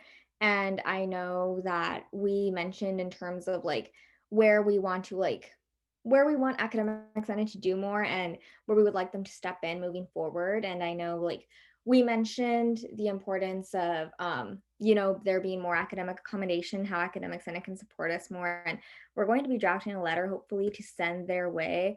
And I know I think we're going to have hopefully a follow-up meeting, right? To kind of speak with individual departments to address like the concerns and kind of why there's like certain explanations, like let's say the econ department, right? Like understand more so why they aren't allowing like such a basic thing as like pass no pass for a class if you really need it, given that other departments are assisting. So yeah. Awesome. Thank you, Breeze. Okay. And then moving on to CSC. Wow, hi. It's been a bit since I've done one of these. It's exciting. What's new in CSC world? Plenty as always. But this week particularly I wanted to chat with y'all for a few reasons. First, as Naomi said, I'm sitting on the commencement task force, which has been really interesting so far, to say the least. So if any of y'all have any particular thoughts, please send them my way. We have another meeting on Friday at 10. And if we're also considering bringing a resolution to you all to kind of solidify like what the student thought and opinion is on this topic, because it does seem that the student thought may be quite different than the non-student thought. So if you have interest in co-sponsoring or helping to write said resolution, I would absolutely love that. Feel free to text, hit me up, however you would like to get in contact with me. I would appreciate that. The other thing is that this weekend, this Saturday, is nonprofit networking night. It's not actually a night this year, it's during the day, but we've kept the name because it's always nonprofit networking night. So NNN will be happening from 10 to 3 on Saturday. There's, I believe, over almost like 25, 30 nonprofits that are going to be there this year. Super good opportunity for anyone interested in I mean, literally anything in the nonprofit sector, whether that's volunteer opportunities, internships opportunities, full-time jobs. I personally know people that have gotten full-time jobs or internships from this event. And, you know, perhaps you could be one of them. I know that I need a job. I don't know about you all, but it'll be a good time. I will drop the, the Facebook event link in the chat once more. If you have any questions, let me know. You can register there, share. Would love to see you there. That's me. Hey, thank you so much, Jonathan. I missed your officer reports. Okay, cool. And then moving on to admin reports. Jessica? Hi, everyone. Just a quick update on emails. You should be getting a notification soon from our webmaster with the email list for your office and temporary login passwords. He worked really hard to create them all last week, and they are finally finished. So definitely circle back with us if we missed anything or if you had something new that popped up in between the list being finalized and now. We can add anyone, no problem. It should be pretty easy. And then also just on that same note, we decided to go ahead and create accounts for our USAC webmaster and our USAC minutes taker within the G Suite. So they will both be having new emails shortly as well. And that'll just help us keep everything consistent, and it'll be easier for you all to remember what those two emails are as well. So exciting, happy to finally be moving this forward, and appreciate all of you for your patience, appreciate Student Affairs IT for helping us, appreciate Josh for keeping us moving forward on this. It has been a long process, but I'm glad that we finally have some resolution. So that's it. Yay, so exciting. I'm literally so excited for this. Okay, I guess naturally we can just let Josh go next. Yay, emails. I've never seen a group of students more excited to receive an email address so that you can respond to everything. But I love you all so much. All right, so team, you know, I just dropped into the chat. The inauguration is tomorrow. There is kind of a UCLA Student Affairs viewing party. Depending on how late this go, I don't expect you to be up at 7 a.m., but I will be there from 7 to 11. We'll have Rise there and a whole bunch of student groups, including Bruins Vote, who are co-hosting with us this inauguration viewing party. So invite your friends and we'll go from there. Have a good week 3. Hey, thank you, Josh. Okay, Dr. Geller? I don't actually have anything to share, but it's nice to be here with you and to be getting to this point of the meeting before midnight. Amen to that. Awesome. Fernando?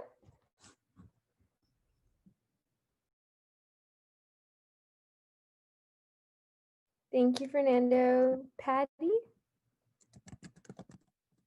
Oh, Patty's not on tonight. Oh, okay. And Jessica, one more time, where did you say the list was for our emails? So we had an Excel list we were working off of that we shared in Slack, but so Rohit should be emailing you directly, each officer, with the list that we have created for you. So if anything's missing off of that, you can let us know, and we can add any additional ones. Okay, cool. My mind went somewhere else when you just said emails, so that's really cool. Thank you. Okay, moving on to old business, we have USA election code changes. Oh, sorry, Bakker, go ahead. Yeah, just a quick question. So, how we will transition from our current emails to the new ones in terms of like emails and documents and stuff like that?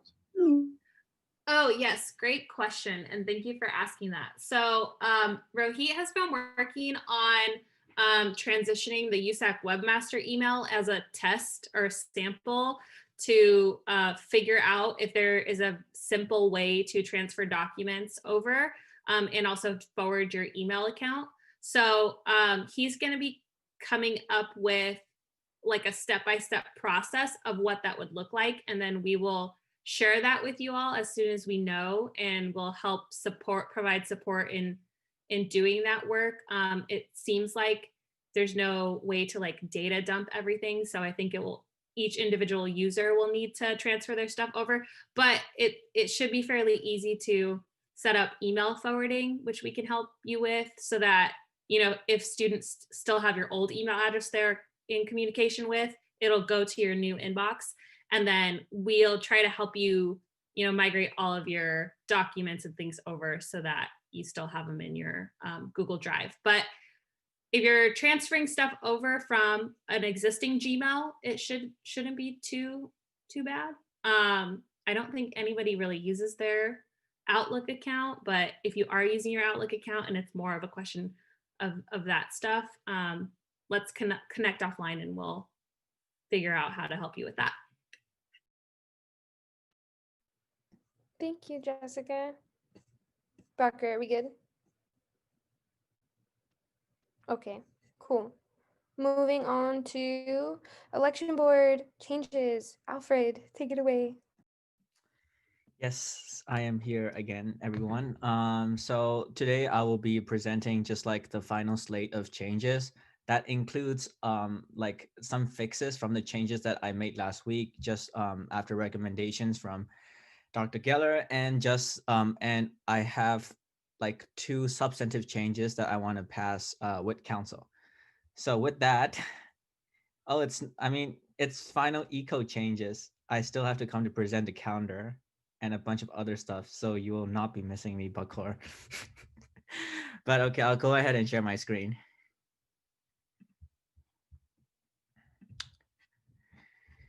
Okay, so I just hope that this can be passed quickly, in a pretty fast manner, because the last time we did take a considerable time. So in terms of like the final changes, I just wanted to amend Article 2.3.1, 2.3.3, and 2.3.4 to change it from the majority of the quorum established by council to the majority of the present voting members of council. Because if it's going to be of the quorum, then that means that if every one of you is present, then even if a majority of you do not vote, even if a majority of you, it doesn't need a majority of the entire council to approve the changes.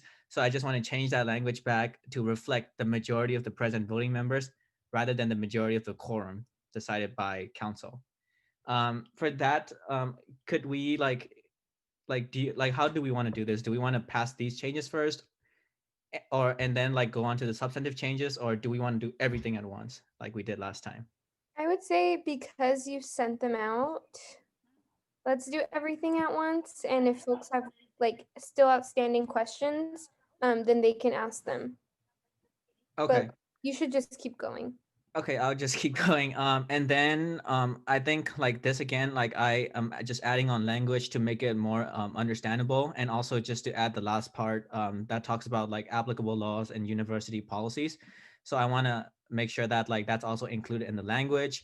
And then like for this one, I want to structure the ballot in a way that allows students to designate to display their majors if they want to. That's clearly on the ballot. But that's a choice for the students if they choose to do so. And I just wanted to add that extra change. And for this one, I just want to reshift the language from this article 9.3.5 to 9.2.2 because this ballot proposition spending limit seems to be out of place with the current articles that's in the financial regulations. The only thing that I'm doing is just changing the place from one article to the other. The spending limits are not changed. So that's like the part of like non-substantive changes. And like finally, I think I circulated this to everyone like a few days ago, and this is about fundraising limits. So what I wanted to introduce to council is a fundraising limit that limits the amount of contributions people, groups, and businesses can contribute towards a particular campaign. But like when I'm thinking about these changes, we're thinking about equality and making sure that people are on the same foot, and that one person doesn't or one person or group can't unilaterally just fund the entire spending limit of any candidate slate or ballot proposition. But I also want to make it in a way that allows students from low income backgrounds to still receive a considerable contribution to towards their campaign, and I don't want to limit it too much. So that's the fundraising limits that I wanted to add, and I think it's pretty important that we approve this. And yeah, and so this just like like outlines like the different different thresholds for what each group, person, business can be allowed to contribute towards a campaign. And finally, the last change that I wanted to add is emergency powers. So this is not going to ever be used like as an excuse for me or for any chair to just invoke emergency powers and bypass council. But this emergency powers is only reserved for the most emergency of situations. In the case that there are floods, fires, IT systems failures, anything that requires the elections board chair to act quickly and act quickly and in a way that's contrary to the election code without council's approval. And for this, what I did was like I required 3/4 of the executive committee to approve this and the president of the association to approve it. And if the president of the association cannot approve it, then I also included other other members of council who will be able to approve it. And as a last resort, I had the unanimous consent of the executive committee to approve it if the president, external vice president, or internal vice president cannot approve it. So yeah, that's basically all of the changes, like the final set of changes that I wanted to pass with council. I'll open the rest of the floor for any questions or objections that people have. Beautiful. Aiden?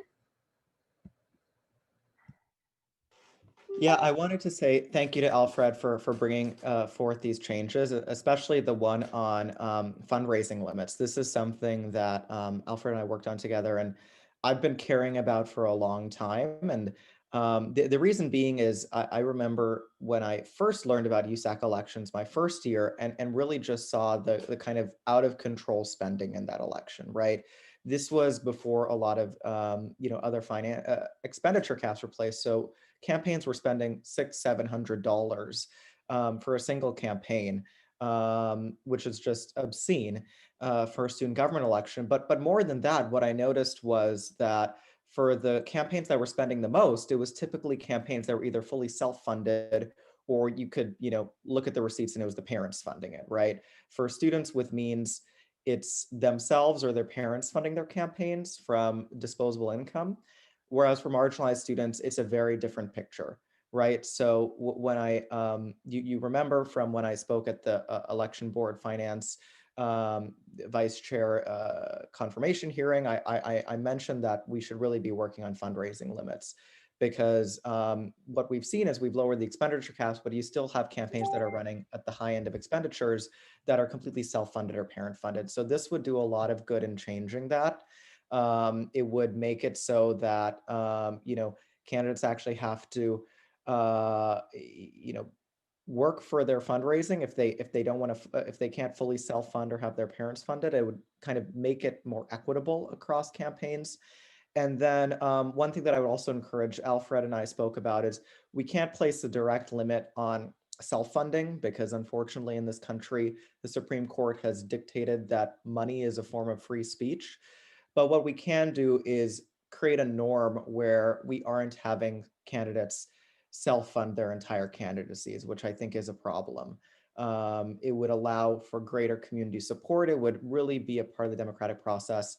And I think this norm setting is very important, because when you see at other levels, when Michael Bloomberg throws billions of dollars into his own campaign, people are against that. And I think we should be against that at the local level, at our student government level. And these fundraising limits do a lot of good in moving us into that more equitable direction.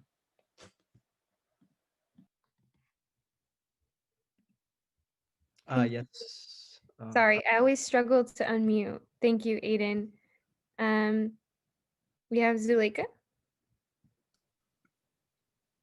Hi, Alfred. My question is, I don't see it in here and I could be missing it, but is there anything that talks about receiving funds or if it's even allowed from departments on campus? Oh yeah, like for that, election. Am I okay? I'm not muted. Yeah, like for that, like the election code is super clear about that. That like candidates cannot get any funding from departments or university sources. So that's definitely included everywhere in the election code. Thank you. Awesome. Okay, I don't see any other hands, so I'm gonna ask one more time. Does anybody have any questions for Alfred?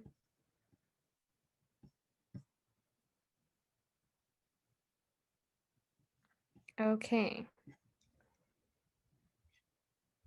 I also wanted to say I like this emergency powers thing. It's a very similar clause to what Navi had last year. We're just institutionalizing it so that way elections board doesn't have to come every single time there's a disaster, because that seems to happen like every day now. So if there needs to be actions that are taken in the midst of disaster, I do think we should allow the elections board to do that and not have to wait for USAC Tuesday meetings. So yeah, thank you, Alfred, for these changes. So at any one point, anyone can motion. I motion to approve the election code changes titled Final Set of Changes. I second.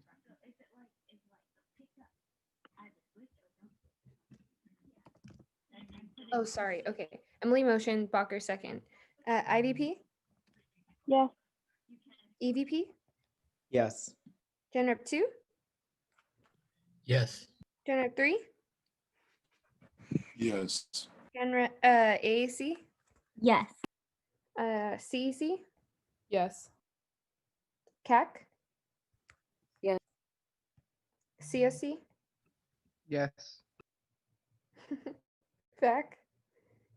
Yes. FSC? Yes. SWC? Yes. TSR? Yes. ISR? Yes. Awesome. By a vote of 13-0, the motion passes and the final set of election code changes are complete. Thank you so much, everyone, and thank you, Alfred. Thank you all for such a very short meeting for the election code changes. I really appreciate it, and I really appreciate all of your approval. But yeah, like after this, I'll be coming next week with the election calendar that involves the dates for date for all of our events, the dates for voting, dates for petition filing deadlines, and everything else. So I'll be coming to council again next week just to talk about these. But for now, I'm done. Thank you all for approving these changes and have a great night. Muchas gracias, Alfred. Okay, moving on to new business. We have the Books for Bruins bylaw change. Do I pull that up or is that because I thought it was in the folder, sorry. Or if not, I can share it. I just need to pull it up real quick. However you want to do it. I wanted to say I saw on the agenda that for the Books for Bruins one, it says that this is a consent item vote, and it's a change to the actual bylaws, so it should be an action item vote. Oh, But yikes. Sorry about that. the other one, the ASRF one, that's a change to funding guidelines, so that one can stay consent, but this one should be action item. Okay. Thanks Do we for have to vote to change that? We do. Okay. Okay. I motion to change the Books for Bruins bylaw change to an action item. I second. Emily motions, Jonathan seconds. IVP? Yes. EVP? Yes. Gen Rep 2? Yes. Gen Rep 3? Yes. AAC? Can I vote on it? Or yeah, right? Mm-hmm. CC? Yes. CAC? Yes.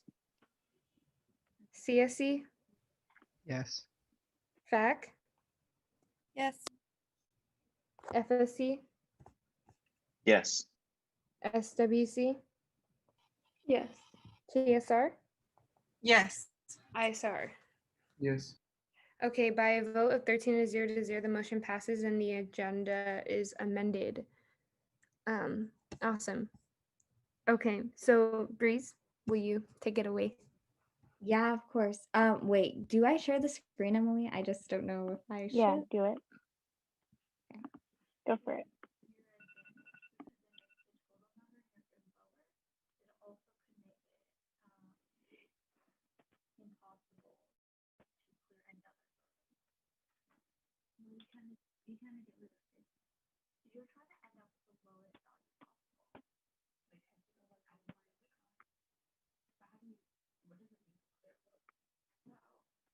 Sorry, my internet's slow. Just give me like a minute. I'm sorry. You're good. You're good.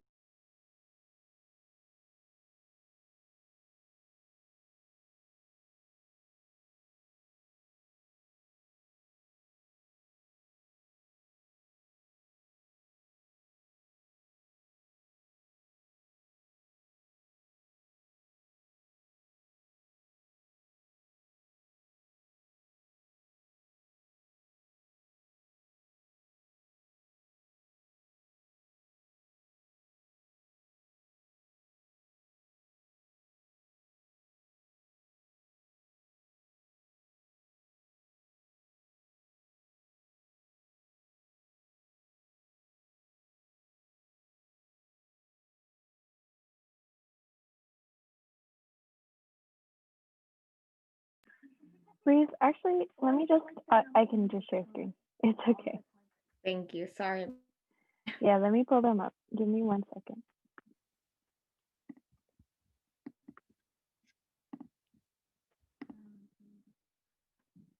Um,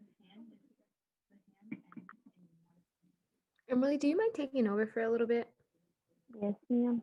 Or no, I don't mind. Go for it. Okay, here we go. Go, Breeze. Okay, yeah. So I guess it's all the way at the bottom, just under books for Bruins. I'm hoping to change, just adding this little section, snippet, I guess, whatever you want to call it. Whoever sits on the scholarship committee isn't able to apply for the program. And I'm just adding this bylaw just so like I guess that there's greater transparency with the student body in terms of like where funds go and um so that I guess students can be comfortable with students within my commission as well, or like any student sitting in any commission, but more specifically AAC, right?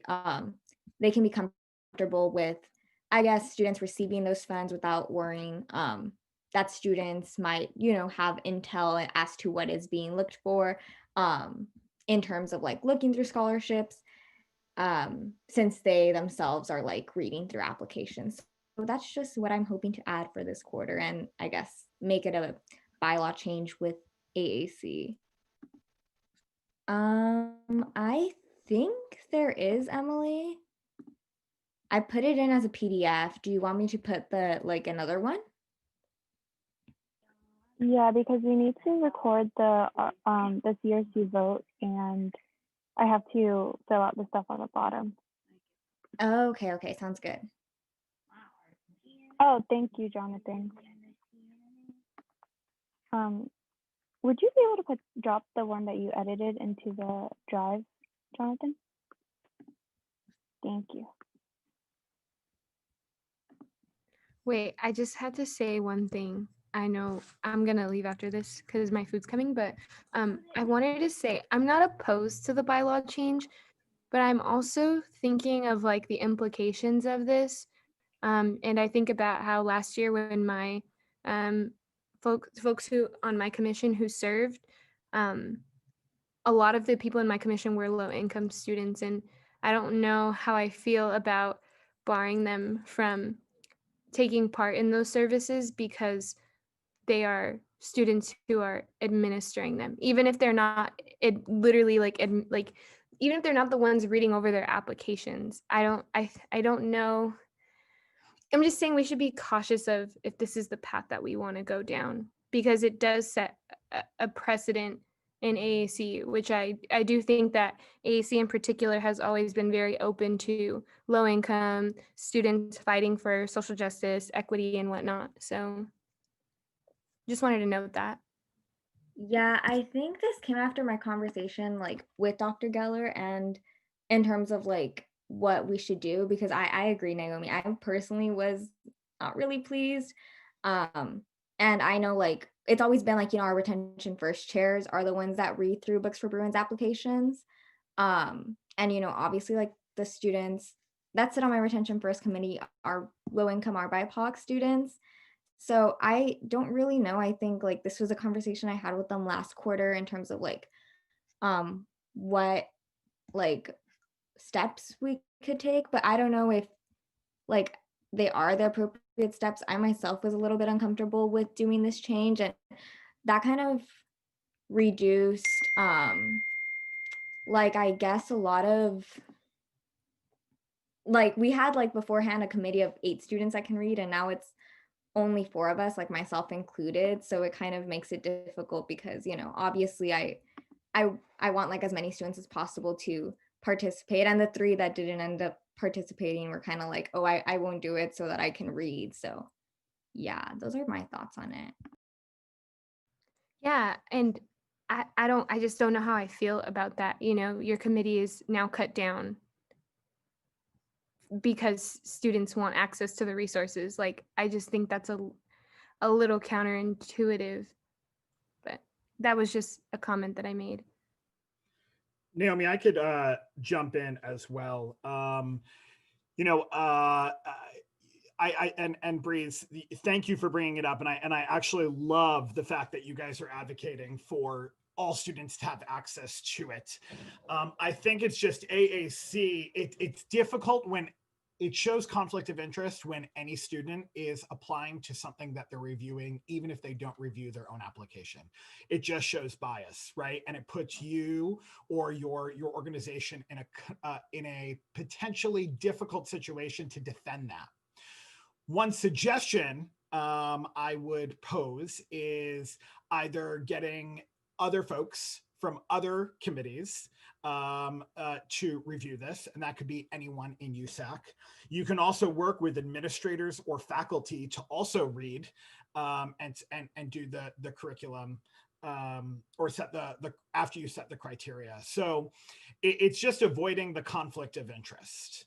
So that was, I think speaking for Dr. Geller and myself, it's we want to avoid you from the backlash that potentially could come. We are just offering suggestion, but we're just trying to help you in the long term. If anyone comes back and says, "Hey, you know what? Like everyone who reviewed got the money. How is that fair?" You know what I mean? So we're just trying to protect you for criticism in the future. That's all.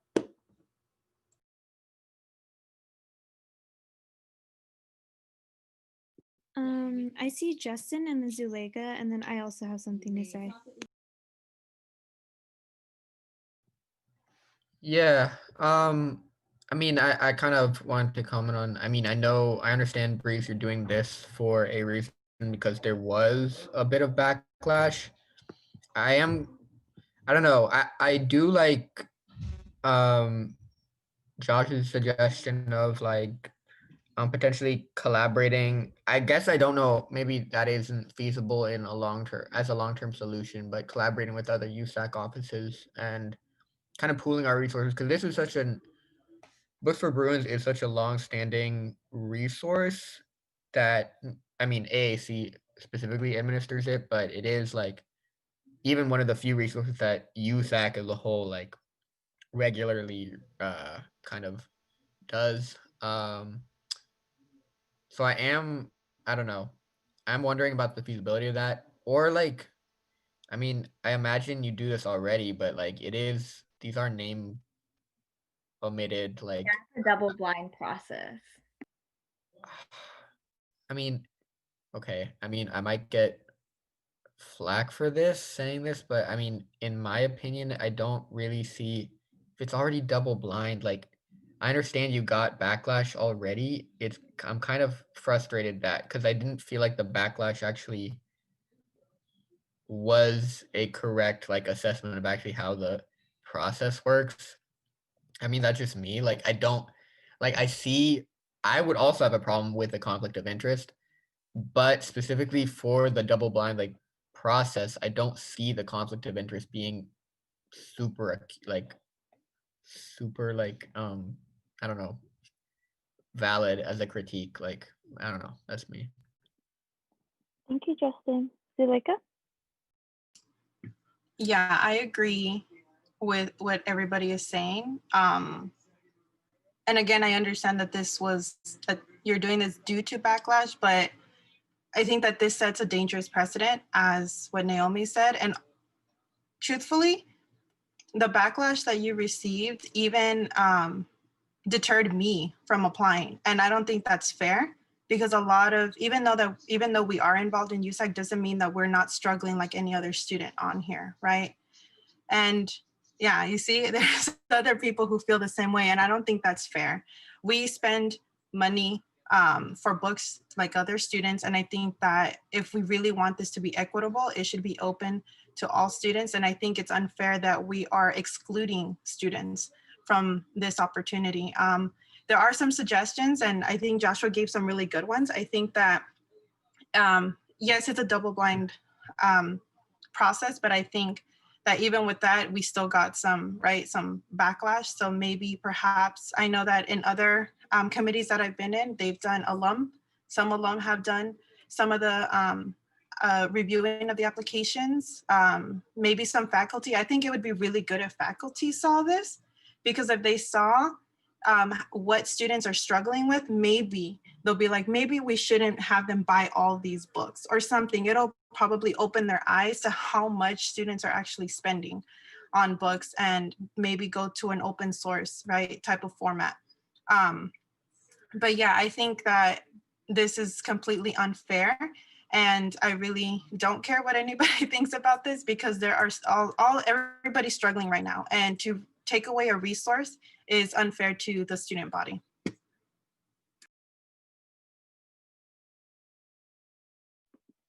Thank you, Zuleika. I think for me, Breeze, in my opinion, I understand where like everyone is coming from. I think though that some ways we can get around this is that like I'm hearing that like only 4 people in your office are able to sit on this committee, and that is because, you know, low income BIPOC students are inherently interested in AAC because they're interested in issues of retention and things like that. And so I would be really interested, if you need people, I will sit on your committee for you. I can grab people, I'll sit on the committee. I will not be applying for books for Bruin. So that's just something I wanted to say. Like, you can tap. Our applications for this quarter closed, right? Yeah. So these students already like didn't apply, and like that's that. And like we're fine. Yeah. We didn't get that many applications, thankfully, this time around. So like I'm not worried about that. I was just thinking in terms of like next quarter, but I think like maybe then talking to other committees next quarter if we do get more applications, right? And seeing if other people can like help me with like the reading and whatnot. Yeah, Because I did definitely. connect with the Lemon faculty. Like honestly, all of winter break, I was trying to like do a lot of outreach to like the alumni networks, and no one really got back to me. Like people were like, "Oh yeah, we're interested," and then I followed up, and then it just kind of fell through. So I don't know, but yeah. Yeah. Okay. Aiden, I saw your hand. Did you change your mind? Yeah, no, everything that has been said, I agree with, and I can offer people as well if in need. Okay, great. Thank you. And like one last thing, I think also like I do want to protect you. Like I think this is a good protection measure from the kind of backlash that you received. So I don't know. That's just my opinion right now. Okay. Do any folks have anything else they want to say? Maybe CRC, if folks want to talk about their perspective. Yeah, so for CRC, our vote was 3-0 for this bylaw change. We saw it as just a like others have said a protection step that especially had Breeze thought was necessary. We wanted to support. I don't know if anyone else has any other thoughts, but yeah. Thank you, Jonathan. Anyone else?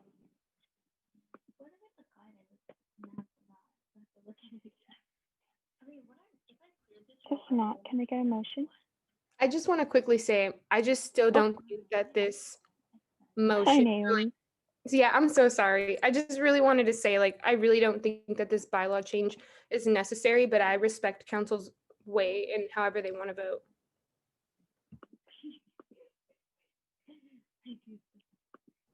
Yeah, well, I think like this was something I did want to bring forward, but given that like members of my committee specifically, I guess, right, will be sitting and like already, like I said, our application is closed. So at this point, they didn't apply.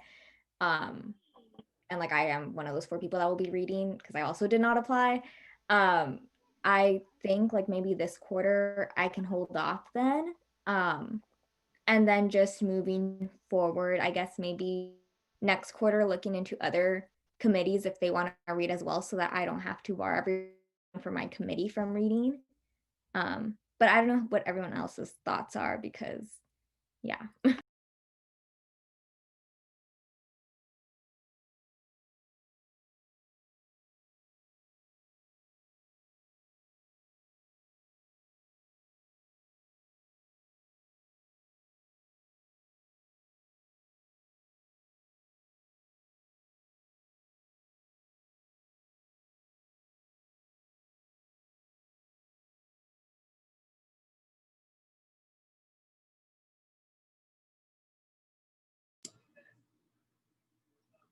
How do we move forward with this?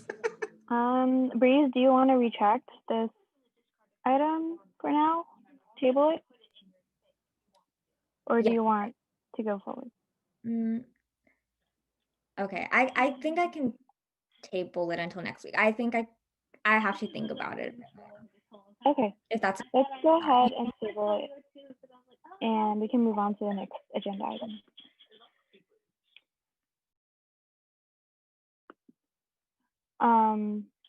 Okay, cool. So next up is the ASRF changes. I will go ahead and try and pull them up. Give me 1 second. And then Breeze, did you want to talk about them really quickly? Yeah, I'll just go over it. Basically, trying to pull from ASRF funds for Books for Bruins, because obviously, like, we still need to continue to fund Books for Bruins, and we don't have that much in the commission, but ASRF currently is usually a fund that's used towards like any like academic related conferences or academic related needs. And we really want to like make sure that we have the funding. And since a lot of students aren't applying because, you know, there aren't that many academic conferences ongoing right now, we wanted to add this change, which is the Academic Affairs Commission is allowed to use funding for ASRF for the Books for Bruins program, should there be a great necessity to service students. And yeah.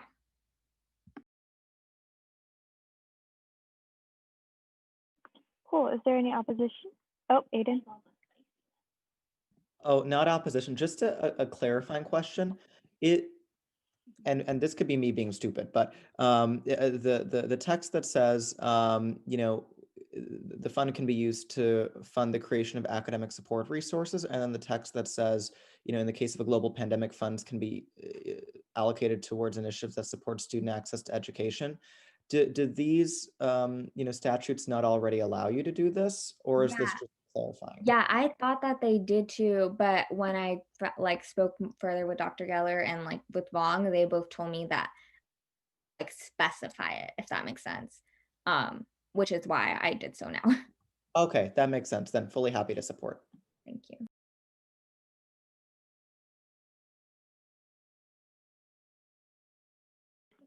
Great.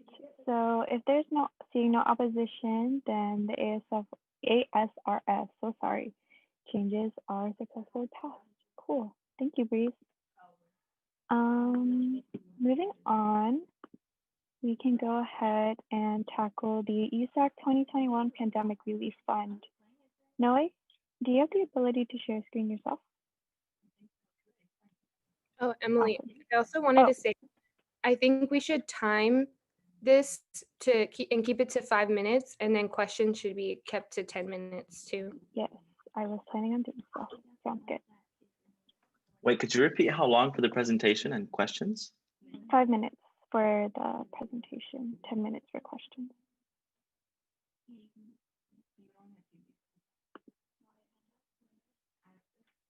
Oh, sorry, I need to promote your office. Yes, I was going to say if you could promote Jane and Emily. Thank you for raising your hands, y'all. It was very helpful for me.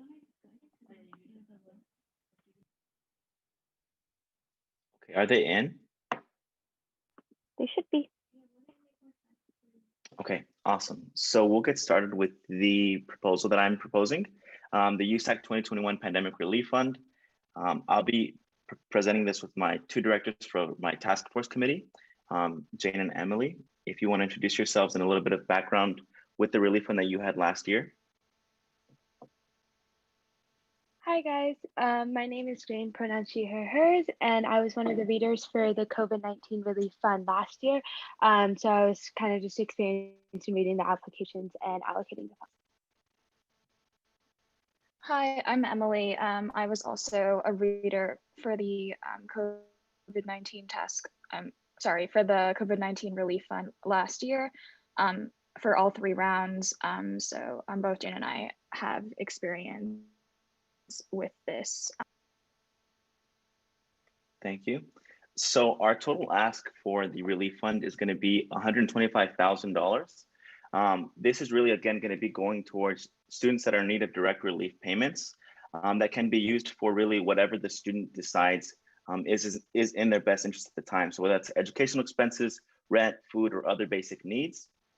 And the award amounts that I'm proposing would be from either $200 to $250. And the reason that I'm asking for $125,000 is due to the amount of applications last year. In our first round, we received over 3,000 applications. And so I felt that it would be necessary that if we'll be proposing a relief fund to award sufficient funding due to the amount of applications that I anticipate to receive. And so if we were to do $250 awards, we could award 500 students with this amount. And 200 awards, we could award 625 students. But again, I think the ultimate decision will be dependent on the final amount of funding that we have available.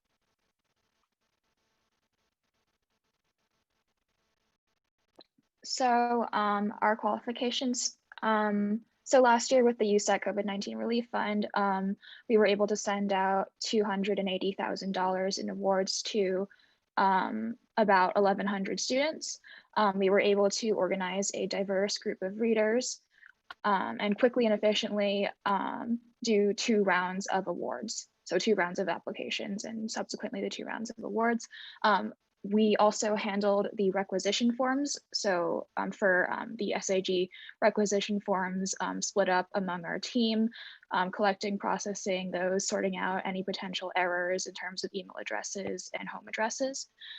We were also the point of communication for all applicants, for students before, during, and after the application cycle. And especially after the cycle with those who are awarded the $250 in case there were any issues with receiving the awards. So for the application process, we'll have probably a simple Google form application, and applicants will list their EFC, residency status, any current sources of aid, specific needs, special circumstances, and write a short response on how this grant would help them. And the applicants will be chosen based on the criteria developed by USAC. Something we think we can improve on this year is creating more of a rubric style to develop these. And the Relief Fund Reading Committee members will be chosen by council members, hopefully with people from each office, and each application will be blind read by 3 experienced readers. And as mentioned of what they'll list, this is not exclusive. This is just kind of giving you a little bit of examples. but really the ultimate decision of what we include in the application will be up to council to deliberate. But we will be using the guidelines that we used last year and adapting off those if that's what council will choose to do. And some implication from last year is a specific relief fund email, just so that it's directly just for this fund. And I do plan it to have it moderated by 4 staff members to ensure that there's rapid communication and there's no missing pieces or missing students that aren't receiving any answers to their questions. I do want to improve upon the previous relief fund application with the input of you all. I know Walker mentioned kind of including residency status in our application. I also want to have a co-chair in this relief fund that will hopefully be another council member. Again, I want to do this to increase the collaborative effort that we have within council. And then lastly, I want to increase publicity efforts much more than we did last year. My goal is honestly to surpass more than 3,000 applications again, so that we can ensure that we're reaching as many students as possible with this relief fund. So summary of an ask, we will be asking $125,000 from surplus, ranging from a $200 to $250 award, just because FSC has experience to lead this pandemic relief fund with the help and advice of council. And lastly, really, FSC's main goal is to alleviate financial stress. And we believe that these relief awards right now, that are direct payments, is the best way that we can do that. And so thank you all for your time. And if you all have any questions, please ask them right now. Great. Thank you, Noe. And thank you, Jane and Emily. Christina? Hi, I'm just wondering, I'm sorry, I don't know if I missed it, but do you have a timeline for this? So depending on when we're able to, I think next week we'll be deliberating how much we receive. After that is when I plan to open up the application. So I want to open it up within a week of receiving the funds to ensure how many funds we can get. And within that application period, I do want to have it open for 2 weeks. And within that period is when we'll be developing the guidelines for our readers and also be choosing the readers from council. So as last year we did, each of the readers were selected from council members. And we hope to get a reader from each each office that wants to participate in the reading of it. Thank you, Noe. Thanks, Christina. Aiden and then Zuleika. Thank you so much, Noe. Quick question, could you speak to the kind of allocation of the funds? How did you get to the 280,000 last year? What was the kind of input streams? So we received, I honestly forgot the numbers off the top of my head, but we received funding from the Campus Programs Committee, from surplus, the USAC surplus, and as well as surplus from other offices. I know Sachi threw in funds from TGIF, and then also funding from administration, and that was $100,000 that we received from the CARES Act funding.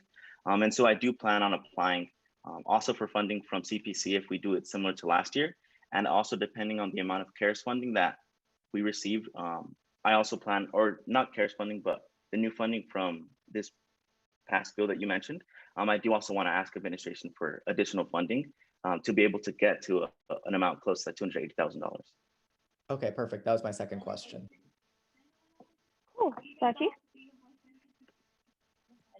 Hey, this, I don't know if anyone will have the answer to this, but on the application, because this is a like broad award for any use, given that there are other funding bodies, like for instance, Books for Bruins that will fund specifically textbooks, will there be, I guess, and this is maybe just more of a discussion rather than a question, like, will there or can there be something that says like, are you also seeking funding from another one of these USAC COVID relief funds, or like, are you requesting additional funding like other than, you know, support for textbooks, something like that? Does that make sense? Yeah, just to see where else they're applying to. Are you thinking so that they don't apply to or like get accepted to multiple funds?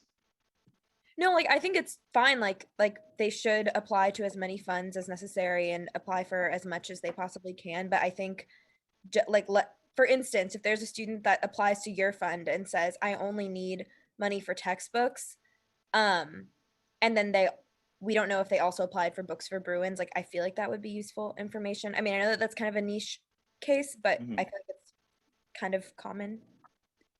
Yeah, I think that I'm willing to discuss it and willing to see how we can make that work on the application.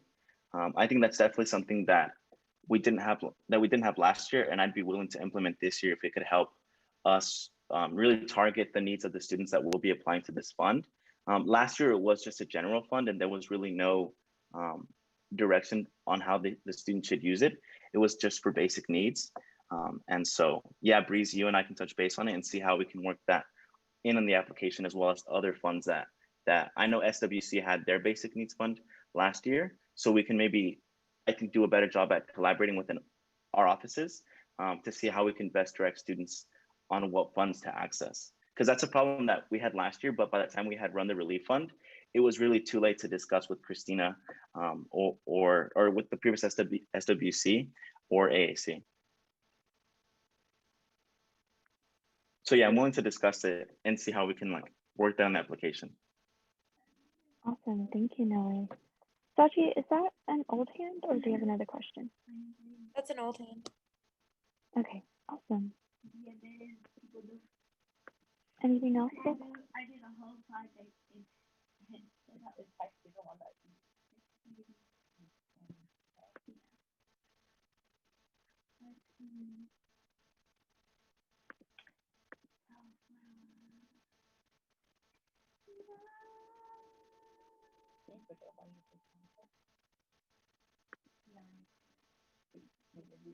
Okay, awesome.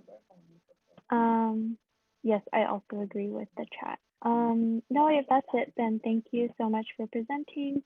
Thank you, Council, for asking questions.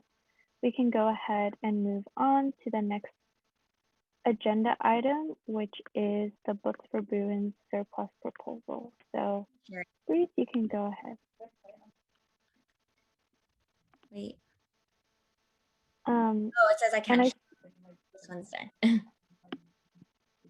I see a question in the Q&A. Can you notify USAC members of if any restrictions to being application readers and applicants for this grant beforehand? So I don't know if Noah, you want to take that into account when you're planning the process for applicants. Okay, Breeze, go ahead. Yeah. Okay, cool. Hi everyone. So here again, asking for funds for Books for Bruins. So for this year, AAC originally allotted $11,960.40 for our original general programming fund for the fall quarter. We ended up allotting $5,400, leaving $6,560 and total, I guess, and $3,280 per quarter. We have, well, it's not 4, sorry, it's 5 gift card options, which range from $25, $50, $75, $100, $125, and $150. Last quarter, or I guess that's 6. Yeah, is it 6? Yeah, it's 6. Last quarter, we received 515 applications. Applicants this quarter, we only received 365, and we anticipate next quarter we'll have around the same amount, 370. I spoke to Vong, and we actually already have 30 gift cards from last spring that were unused, and 975, which we fundraised for, which is 13 gift cards, which totals 43 gift cards. We did the math for like each of them. So here it is. I was originally going to ask tonight for $37,400 in order to fund 735 students for the remaining 2 quarters. But given that ASRF will be allowed, I'm hoping to move some of those funds over, like 12,400 over. So I will only be asking for 25,000. And yeah, that's all from me. Thank you, Breeze. Moving on to Q&A. Emily, should we like, if they finished early, should they get more time for Q&A? Or just I think so. She remembered what card was there. She Okay. played it. So we'll just go into Q&A. I have my first question, and this is kind of like similar to like the bylaw related question. I know you said you're doing textbook gift cards, but if this is supposed to be administered for winter quarter, then wouldn't it be like, wouldn't students have already needed to purchase their textbooks? Like how would they get a reimbursement if the fund is supposed to be a subsidy? Yeah, those are my thoughts exactly too. Again, it goes back to like I guess the conversations that we had in terms of like making sure I guess that students could be sure that no one like there was nothing going on the back scenes. I did have a few conversations regarding like getting the money like directly to your like Bruin bill, right? But I don't think that many people thought it was feasible because like it is like very small amounts, obviously like $25-50. Like it's not, something that could be invested or like I guess we as students couldn't do. And then that places other people to do that position as well. So I think this quarter, that's the way we're going to do it. Again, like I also thought about doing Visa gift cards because I thought that that might be a good solution, but I know like usually Visa gift cards obviously have like some sort of fee associated with it. And again, just like in conversations I had with everyone, I was kind of told that like it's best for like me to do this moving forward because it is like supposed to be for books. But I also agree, Naomi, because I know like I was like, well, it doesn't really help. Like I guess you'll be using it for the next quarter. Like at this point in time, everyone's bought their books if they're going to buy it. And more so because we're still reading, it'll be until what, like week 7 when people will finally get their books. So or like their funds. So yeah. Yeah, I definitely, and I know this is question time. I just want to say that I think that if we are to approve something like this, that should be rethought. For example, I have an inclusive access that I was awarded or that I have to pay for this week. That Books for Bruin scholarship isn't going to do anything for me if I was to win it. So wanted to flag that. Zuleika? Yeah, this is more of a technical thing, Breeze, but I think you said that you're going to get 12,400 from ASRF funds, right? Okay. I just want to say like at the bottom, it says 12,250. So I don't know if that's the correct amount or, okay, that's it. Awesome. Christina? Hi, okay, this is a question slash suggestion, but you're talking about like how to verify that people are actually spending on the books, right? Yeah, so no, for that, we know how to verify that because we asked everyone like to send us receipts. And obviously some students couldn't send it to us because of like XYZ reasons, right? We got as many as we could. I would say we got a good amount of them, at least over like 60% of the receipts. And like Wrong has to like verify that. But I think the issue is more so like I think they talked about in terms of like, okay, I send funds to a student, then there is no telling that a student is going to actually receive those funds or that they had access to them. But I don't know, I feel like I would have gotten a lot of backlash if I wasn't sending out funds. So yeah, those are my thoughts on it. But again, like it's just kind of related to earlier fund like changes discussed as well. I'm Thank sorry. you. Oh, go ahead, Christina. I'm confused. I don't want to take up too much time if somebody else has a question, but so wait, so the issue is like that the money's being spent on books, right? So I don't get why people have a problem.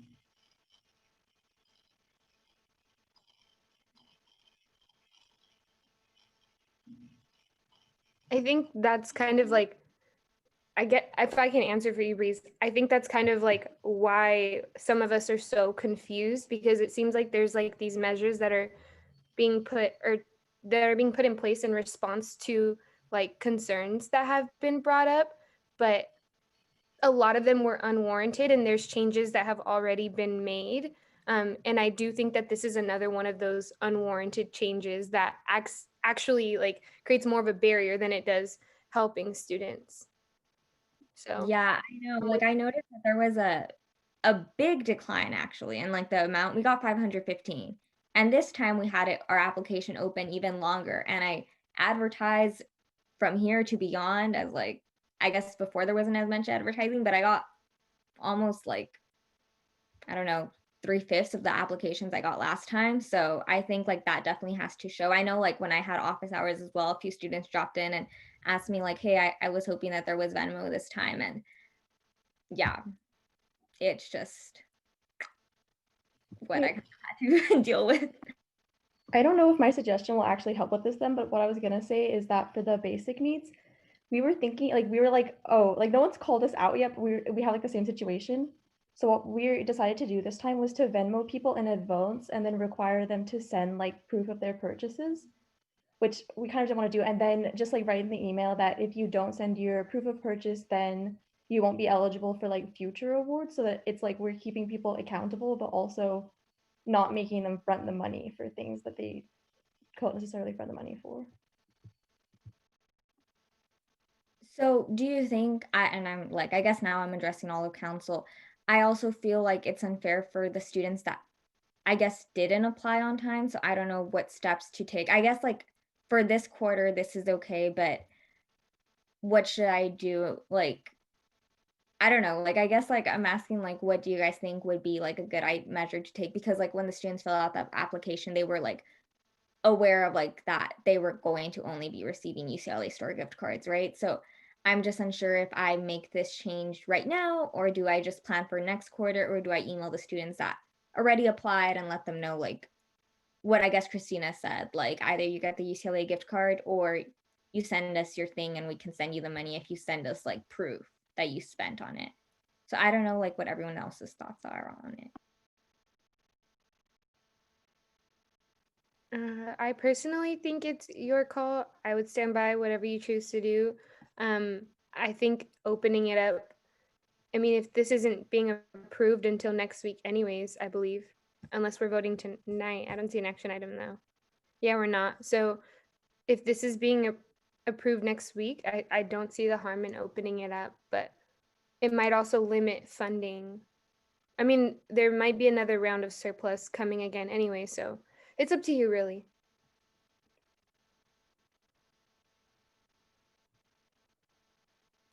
Would council agree with that sentiment?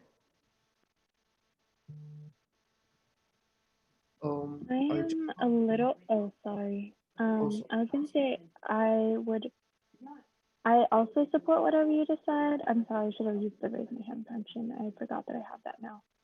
I support whatever you decide, but I would say that, personally, I would stick to what I said when the application was released, just because, like, yeah, I feel like you should, I personally believe in like sticking to like what the terms and conditions were when the application was originally released, unless you reopen it for students who did not apply because it was a gift card. So those are my thoughts. Sorry. Okay. Christina agrees with Emily. Bacher, did you have something else to say? No. Okay, cool. Christina, did you still want to go? Oh, sorry, I just never lowered my hand earlier. Oh, okay, cool. Awesome. So thank you, Breeze, for that presentation. And stuff for you to think about too. Okay. So I guess I could, if I don't know what I'm doing right now, honestly, I'm a bit confused. I need to like recap all my thoughts at the end of this meeting, but if I were to bring forward a new proposal, is that okay? I would say yeah, next week. Okay, sounds good. Thank you. But I'm sure it would be pretty similar to this, so. Yeah. Okay. And last but not least, we have the Bruin Trailblazer Scholarship. Take it away, Aiden. Yeah, thank you so much. And I'm joined by Ruth Rodriguez, who's on our campus partnerships team, who helped come up with the proposal to help present as well. So can everybody see my screen? Yes. Okay, perfect. So as you heard in public comment, we are very excited to introduce the Bruin Trailblazer Scholarship. And really that comes from an understanding of, the problem. And the problem is, if you look at kind of our ongoing funding sources, not the one-time surplus allocations, but the ongoing funds, the problem is that USAC does a very good job of investing in programs, in programming for campus, for investing in student organizations, events, etc. But we don't do as good of a job in sustainably investing in people. and the students themselves that do this work. And that has slightly changed over the past few years, thankfully, with increased surplus allocations and direct aid. But in thinking far into the future, we don't sustainably invest in people. And that's what this scholarship aims to solve. Right, so because of this disconnect that Aiden has just mentioned, student leaders may simultaneously lead movements that are funded while they themselves are just getting by. And student leaders, as we all know, are not just solely advocates. You know, that's not the only label that they hold in their lives. They're also students that have full courses here at UCLA that are super rigorous. And I don't think I need to explain this because every single person here knows about it, right? How hard the classes can be. But they're also students that have service jobs, you know? They work in retail, they work in food for minimum wage or sometimes even less. They're heads of households, they're babysitters, they're caregivers. They're also young people with a lot of dilemmas in their own minds and their own brains that they need to sort out, right? So then the issue becomes these high costs of attendance and living in LA that I don't need to explain because LA is just so expensive. Also basic needs that are being exacerbated by the pandemic that has been going on for almost a year now and has claimed so many lives. So next slide, Aiden. Right, so then the issue becomes how can we claim to stand in solidarity with a vision that a leader has if we don't go and help the leader out as well, right? So we fail to acknowledge that these leaders are actually serving such an enormous purpose, but we also need to invest in them because let's be honest, a lot of these student leaders are student leaders because they come from marginalized communities that have been underserved historically and are still being underserved, right? So it's not a choice for them to become these leaders. It's kind of like they have to, right, in order to build a world that is actually acknowledging and serving them and their needs. So imagine if you are financially being helped out as a student leader and can do the work that you want to do. Imagine gaining, you know, recognition for impactful work that you're doing, but also having this network of other trailblazers and other advocates that you can rely on, because as we know, organizing and advocating takes so much out of you, right? So just imagine the Bruin Trailblazers Scholarship and so much that we can do if we start investing in the people that are actually leading these movements and creating a better world for us. So what the scholarship will be made up of, and our request is for $35,000 in the winter cycle from surplus. And then as Roy mentioned in the possible spring cycle, an additional $15,000 to spread this out and allow for an increase to funding of need in the winter cycle. What this would create, what an endowment does is it's kind of like a piggy bank that is like a bank account that invests perpetually in the future. And so annually we'd be able to start by giving out $2,000 and this would increase over time. And you can see this $2,000 scholarship in the first year becomes a little more than $2,000 in the second year and the third and then the fourth. By 2042, it's at $3,000. By 2059, it's at $4,000. By 2069, it's at $5,000. It grows over time. And the total scholarships that you're awarding really give you the bang for your buck, right? $50,000 today means $50,000 in scholarships by 2041 and $100,000 in scholarships by 2056. Like a dollar today literally gets you more scholarships in the future than if you were just to spend it today.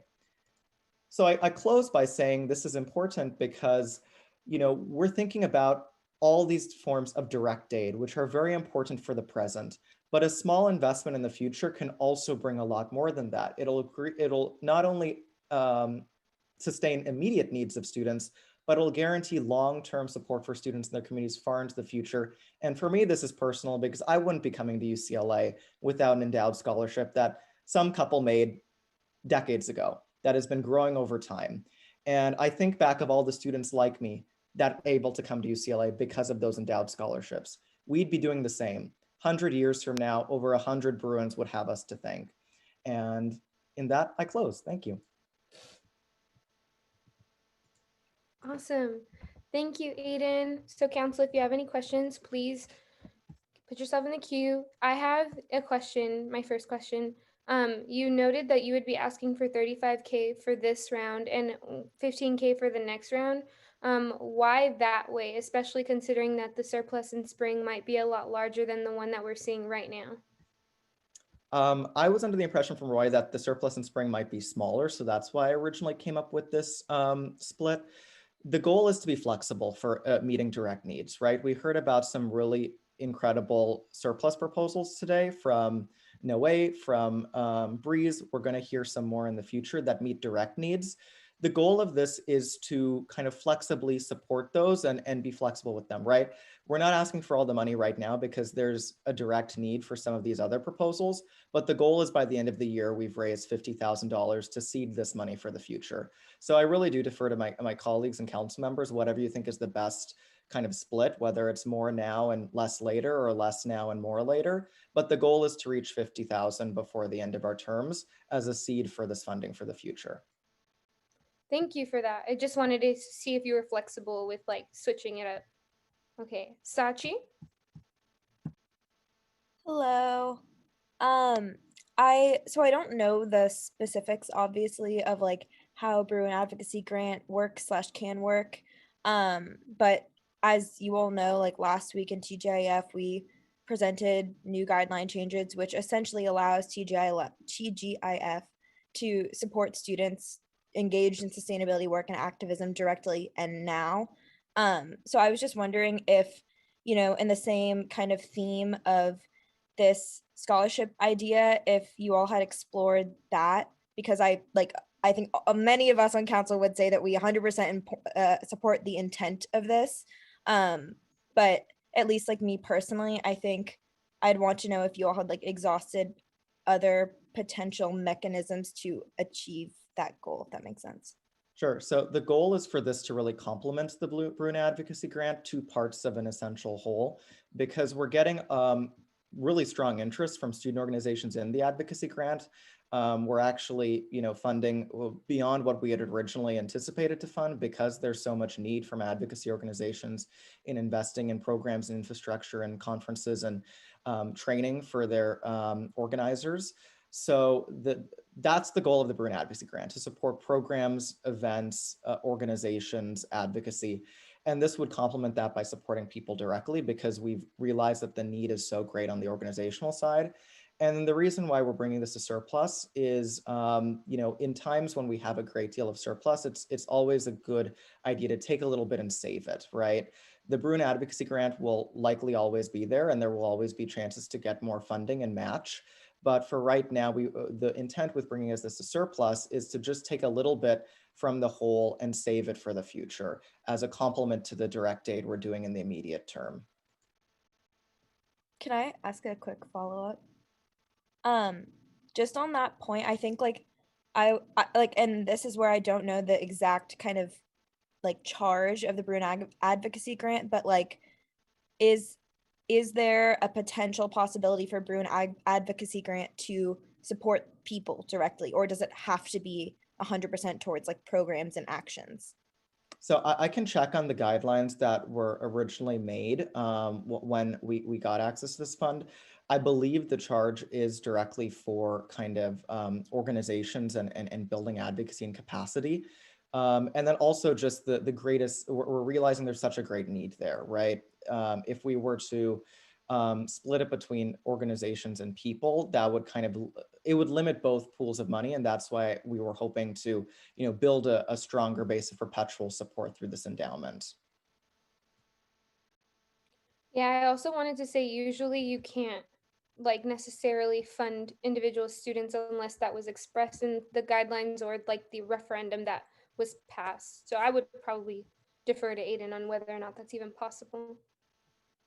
Emily and then Zuleika.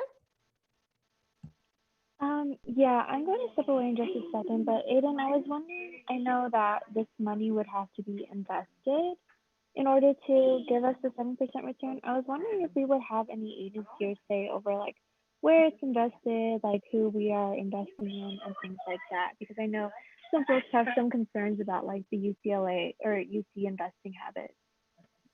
Yeah, definitely. So USAC already has its endowment, I believe, invested in the UCLA investment company. There are certain things we can do as a client to make sure that it's invested ethically and sustainably in the organizations we care about. In this case, since we are bringing money to the table, we have the agency in deciding how we want that money spent as the client.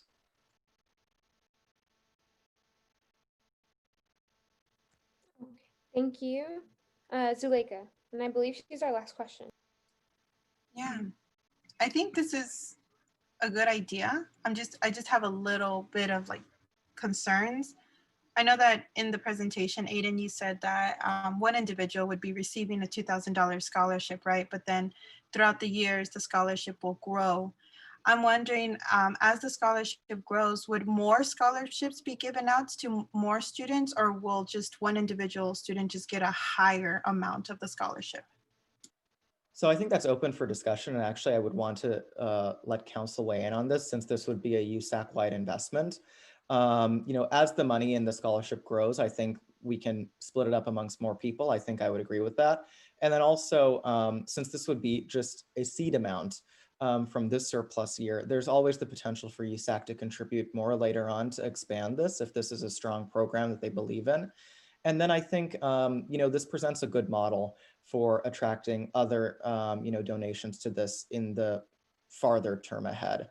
Having something that works and starting small is always a very strong way to attract more investment in order to grow it bigger and bigger. So I can see a number of possibilities where either through its own growth from our investment to this year, we can fund more scholarships, or a few years down the line, we could have more money in the fund to fund even more scholarships. And thank you. My last question is, who would oversee or like administer the scholarship yearly? So again, I wanted to bring this proposal here today just so you could get your mind wrapped around it. I defer to USAC on what you think the best way to fund it is, or sorry, to administer it is. My feeling is that since this would be a scholarship that would kind of outlive specific offices or specific councils, alumni are probably a good place to oversee this. Students, leaders who have been leaders, activists, and advocates. And my goal is, once we have, should this be funded, once we have enough people who receive the scholarship, in my mind, the best model for funding the scholarship is people that received it before, and them deciding as readers and overseers, people who have done the work. And then not only do you get a scholarship, but you get connected to this alumni network that can support you in the work you're doing on campus. Thank you. And Emily is our last question, actually. Yeah, sorry, one last question. I was going to ask Aiden if you have any flexibility in adjusting the balance between winter and spring asks. Given that a lot of the winter asks are like direct student aid, like stuff like that, which is like a little bit more time sensitive than investing that. Oh, thank you. Sorry, I must have been away. Yay, thank you, Aiden. Sorry. Yeah, sorry. So time. as long as whatever council thinks is the best proportion, the goal is to reach 50,000 by the end of this academic year. Yeah, I would say just based off of what we've seen, I'm doing the math in my head and I'm not that great at it, but I do think we're already at like at 125K with just direct need. So if you wanted to get in on this cycle, I do think going with the 15K ask might be better. And although I like don't have a crystal ball, we are hopeful that surplus will be larger. And if it's not, I still think that the new council will also have to deal with the surplus too. So I have like faith that this can still be passed down. I don't know. I do think it will be larger though. Like I don't want to like shake hands on it, but yeah. If that helps, Aiden.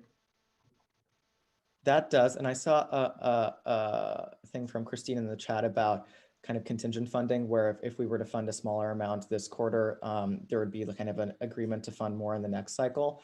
I'll talk with Naomi over what makes the most sense, but the goal of this is, there are direct student needs right now that need investment. I don't disagree with that. The goal is for this to kind of be that flexible whatever's left as a way of saving for the future. Cool. Okay. Yeah, and just as a like reminder to everyone, we're hopeful. I don't know when I'll get an update from Roy. Like, of course, we'll bug again around week 8, which gives us that 3-week time period that we need to really do surplus deliberations.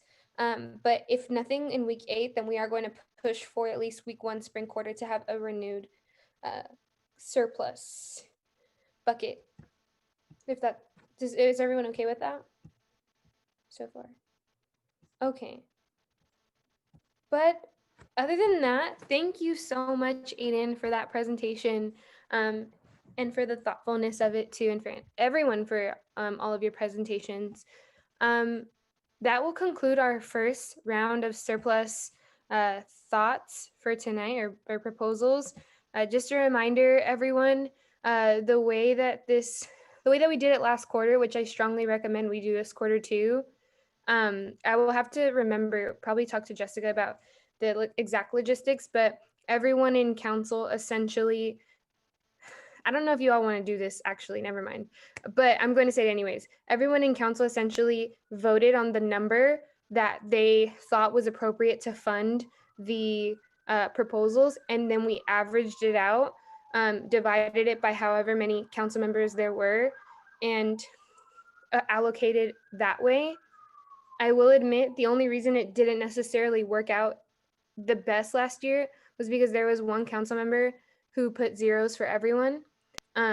So we had to take that in consideration. I do think that that could be a good idea this year, but I don't see anyone voting zeros, but I just wanted to flag that for you all.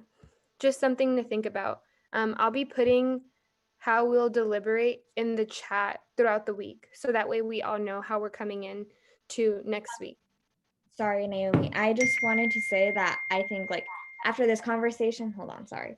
I might want to present another proposal next week. Can I do that still or no? Yes, there's other people that are proposing next week too. But at the end of that, we will have to vote if we want this to be just whatever. Disperse, yeah. Thank you. Cool. Okay. Beautiful.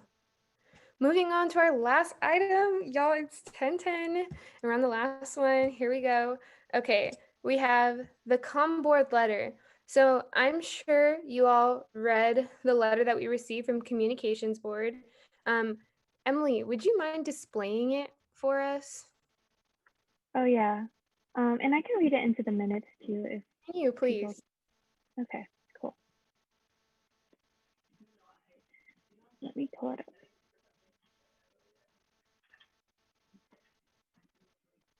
To the Undergraduate Student Association Council, we appreciate your interest and concern in student safety regarding in-person photo shoots conducted by student media publications.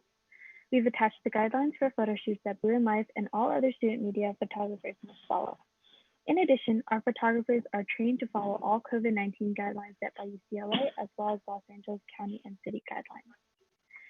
UCLA Events and the Emergency Operations Committee have continued to grant photography permits to student media during this pandemic because of our commitment to student safety and the value our journalistic work provides to the UCLA community. Regarding Sharon's award, we feel she has been disingenuous in her representation of her grievance to you. The application she submitted in June 2020 to Bruin Live clearly states selected winners will need to be photographed on campus no later than August 21st, 2020, or they will forfeit the award. Sharon applied in full acknowledgement of this requirement and has continuously petitioned to be excused from this requirement, even though the Bruin Life editorial staff felt it would be unfair to award Sharon when other seniors who considered applying for the Senior of the Year did not because they could not meet this requirement. This requirement was put in place for good reason. Bruin Life and student media hold a copyright to any pictures taken by Bruin Life photographers, which is not the case for photographs taken by outside photographers. Printing a photograph taken by another photographer could potentially open student media up to a costly lawsuit. In addition, the Bruin Life editorial staff had a specific plan for how they wished to display their Seniors of the Year in the yearbook, and felt that an outside photo would not be coherent with the photos that they took of the other award recipients. Asking them to include a photo they did not wish to include in the yearbook would be akin to asking the Daily Bruin to revise a planned story, a grievance we examine with the highest level of scrutiny. The Communications Board strongly believes in the editorial independence of its publications and only demands revisions in the case of factual inaccuracies. In Sharon's case, this burden was not met. We agreed with the decision of the Bruin Life editorial staff. While Sharon was clearly deemed an exceptional leader when she was selected for this honor, other campus leaders did not apply since they were unable to meet the required guidelines. It would be unfair to them to change the awards requirements for only one individual when they made the decision to follow the rules. During our November meeting that Sharon attended, she told the board that she wanted greater clarity around student media safety protocols during this pandemic. As a result of her concerns, we created a comprehensive set of photography guidelines that are shared with all photo subjects before a shoot whenever possible. We thought the matter was resolved after our meeting with her in November, and we were frankly surprised to hear from you that she obviously does not feel the same way. We encourage Sharon to share any lingering concerns about student media's photography practices with us either via email or in person at our next meeting, and we'll do our best to rectify them. Thank you, Emily, for reading that letter. I just wanted to get all of your all's thoughts about that. I know that this was sent to all council, and I'll just share my thoughts. I thought that the letter was very dismissive. I don't think that they acknowledged any wrongdoing to Sharon, and especially the way that Sharon was treated while she was bringing up these concerns to the administrators, especially that serve on this committee. I'm also just still concerned with the overall tone of the letter and not recognizing that they should be in compliance with public health guidelines. There was one part that I also wanted to mention, but I forgot. Anyways, I think that we should respond to the letter, but I also want to take this issue up to the public health compliance work group too and get their opinions on having students flying out to campus to engage in photo shoots. Like, I get if you're like living in Westwood, which I still feel like you should not be mandated or required to come, but we literally just rejected a proposal tonight for people flying out to a conference. And I don't see why they would ask someone to fly out for a photo shoot. I've literally done FaceTime photo shoots. Like, it doesn't make sense. Go ahead, Sachi, and then Justin. Yeah, I was going to say, like, also earlier today, we had discussions about how we want to advocate to professors and administration that if there's going to be in-person classes, that it's not required that a student come. And so I just feel like if we're not, if we're not requiring people to come to school physically for literally the thing that they're paying to be here for, I don't really understand why there wasn't flexibility in that guideline. I do like I guess I hear the part about the fact that upon applying to the fund, students had to decide, or not to the fund, sorry, so many funds tonight. Upon applying to the award, people had to like they knew the guidelines, they knew what was required of them, and then it would be unfair to those that didn't apply because of that. Like, I see that logic, but given that we're in a pandemic, like I so much has changed for every single person and every single entity, and I think that it's not really a reasonable explanation for why there couldn't be not just more accommodation, but more like understanding of what goes into making a decision to travel for something like this. Awesome. Thank you, Sachi. I agree with you. I also just don't envision a world where a student says, I can't make a photo shoot on a day that's not specified, so I'm just not going to apply. But go ahead, Justin. Yeah, I want to like second a few points. Like the argument of like I will say like that doesn't make any sense to me. That doesn't really hold a lot of water as far as like being a reason. Plus it's such a like retroactive statement, and to make that in a letter where it was supposed to be like kind of, I guess not an apology because they really didn't for their kind of behavior, but like a reference to like, it's such a disingenuous kind of like, I guess, backtracking of like, oh yeah, well, you should have known, so you actually really took opportunities away from other students. Like, what? The second thing is like, the copyright, I think the copyright argument is like a total false flag for what like Bacher said in the comments. Like legal ways to ensure like and like kind of maneuver their way out of something like that.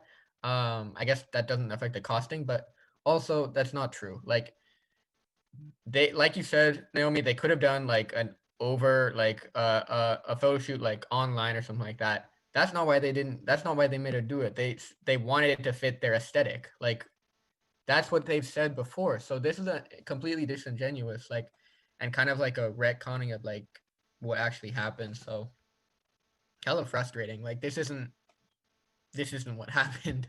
I mean, yeah. So yeah.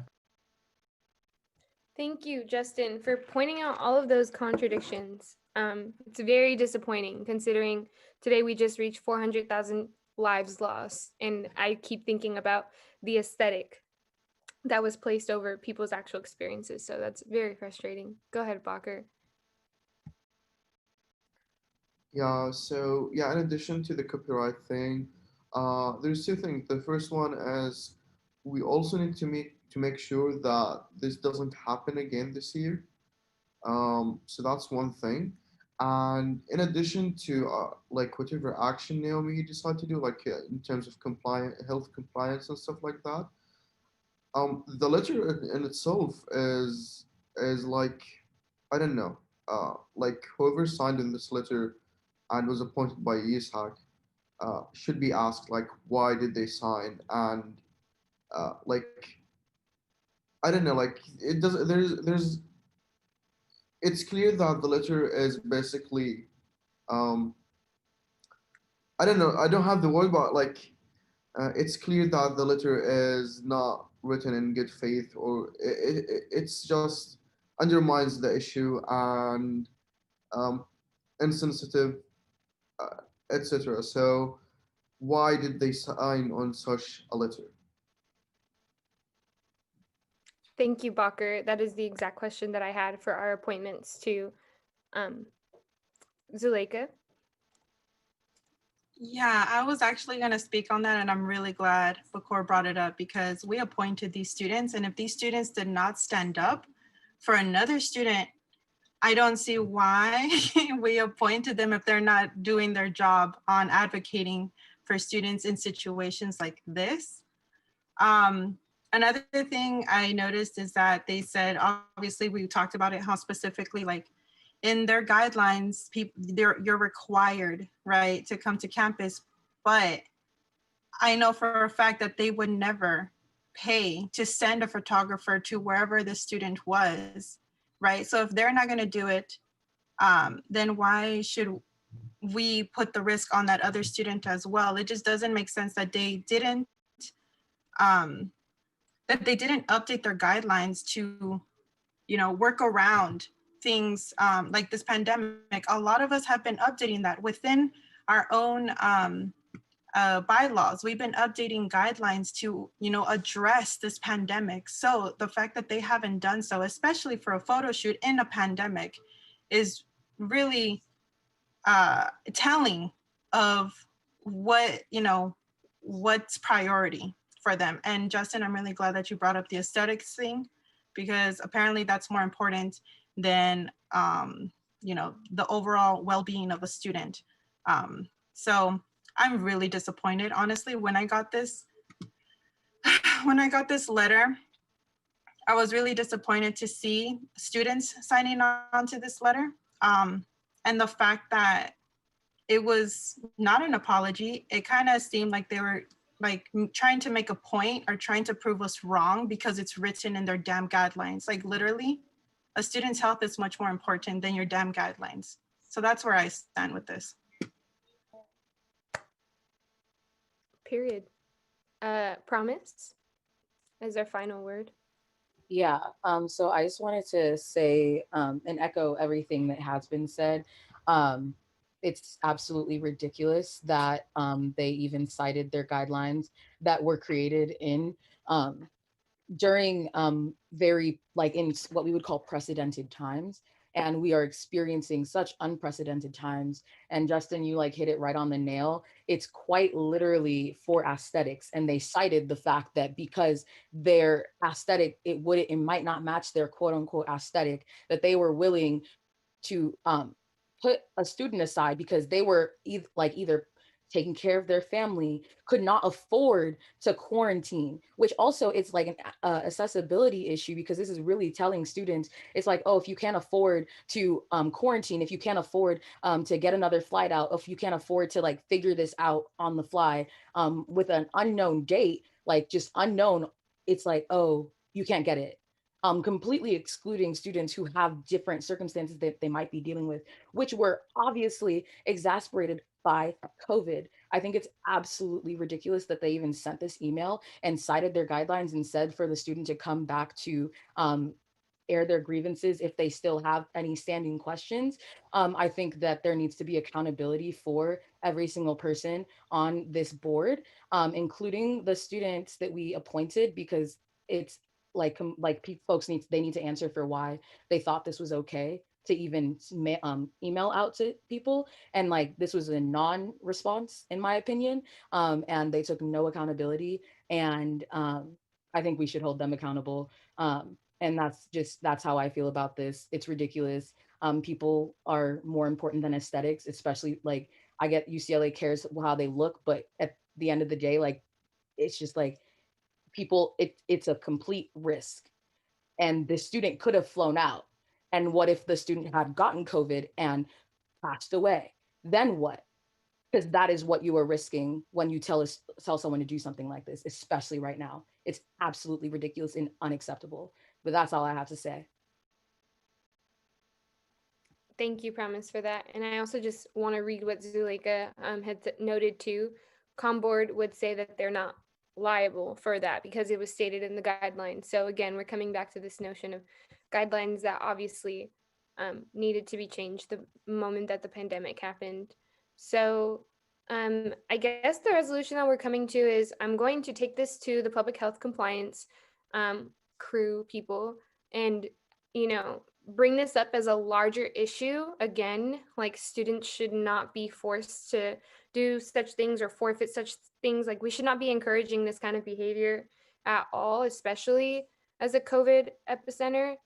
And I also, our appointments, I do think that we should summons them next week.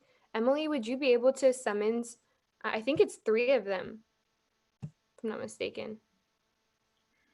Yeah, I think so.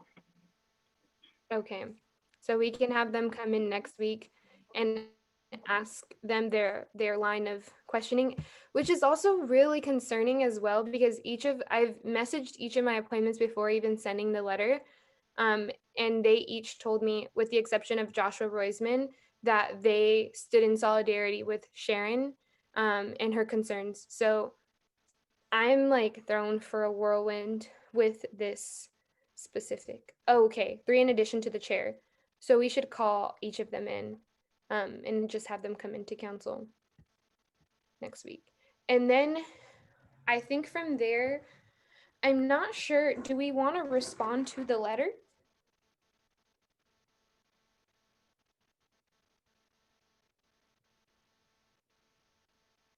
Go ahead, Bacher.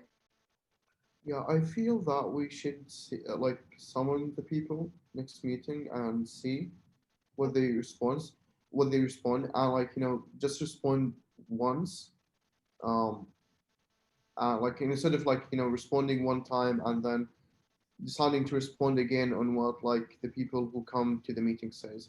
But also at the same time, like uh, we don't want to like sit too much on this.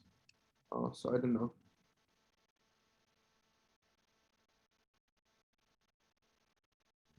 Would this be a summons or would the summons be the hearing that's required in the bylaws? Does that make sense? Because like Yeah. there's a hearing required. Would this be that spot for us to, or do we have to motion and put it into practice? The idea of I would have yeah. to search because I think that process that you're talking about is removal. Mm. I think mean, I am speaking. I'm not saying I would want to hear them out first, but I'm quite upset about this. So I guess I guess I was jumping the gun as far as like asking about that. But thanks Jessica for the info. But yeah, Right. Yeah. So I think summons would definitely be our first step. Okay. So we can summons. I also want to know if they choose not to come to the summons, that we could also then, like, at that point choose to remove them. But that would also require a hearing as well, in which they would be notified. They're invited to come, but if they do not come, the hearing could still take place without them, and so could the removal process. So we're looking at like about a 2-week process if we are considering removal. Zuleika? Yeah, I agree. I think I want to hear from the students themselves, because it could be that they felt intimidated or something, because I mean, you're interacting with faculty and other staff members. So I mean, I could see how that may, be in an intimidating space. But I honestly, Naomi, this may be extreme, but I don't see a reason for us to respond to the letter. It's quite clear where they stand. I think that this should be reported. Honestly, I think it should be reported to the LA Health authorities, because I think that they should be aware what some of the committees on campus are trying to do and what they're trying to force students to do, again, during a pandemic. We don't have to go that far, but I think that this should not be allowed. We're not going to put students' health at risk. Thank you, Zuleika. So, okay, I'll take that as we won't respond to the email as of right now, possibly not ever, but we'll do the summonsing. We'll report this obviously to the COVID compliance group. And yeah, thank you all for engaging in that conversation. These are really important ones to be had. So are we starting the removal process? So in other words, is the next meeting the start of a removal process, or is it just a normal like summon for them? And then if they don't come, or if we are not satisfied, then we do the removal hearings. Because in theory, like we can start the hearings, and based on what they say, if we find it like good enough, or if they attend and we find it good enough, then nothing happens, and that just speeds up things. You know, I'll leave it up to you all. I do think, I know from experiencing hearing removals in the past, or removal hearings in the past, we've always given them a chance to like step up, redeem themselves, what have you. Yeah, like Zuleika said, hear from the students first and then remove them. But if you all are convinced that there is nothing good that will come out of the actual summons, then we should remove. So it's really up to you what you all think will come out of this. Go ahead, Bacher.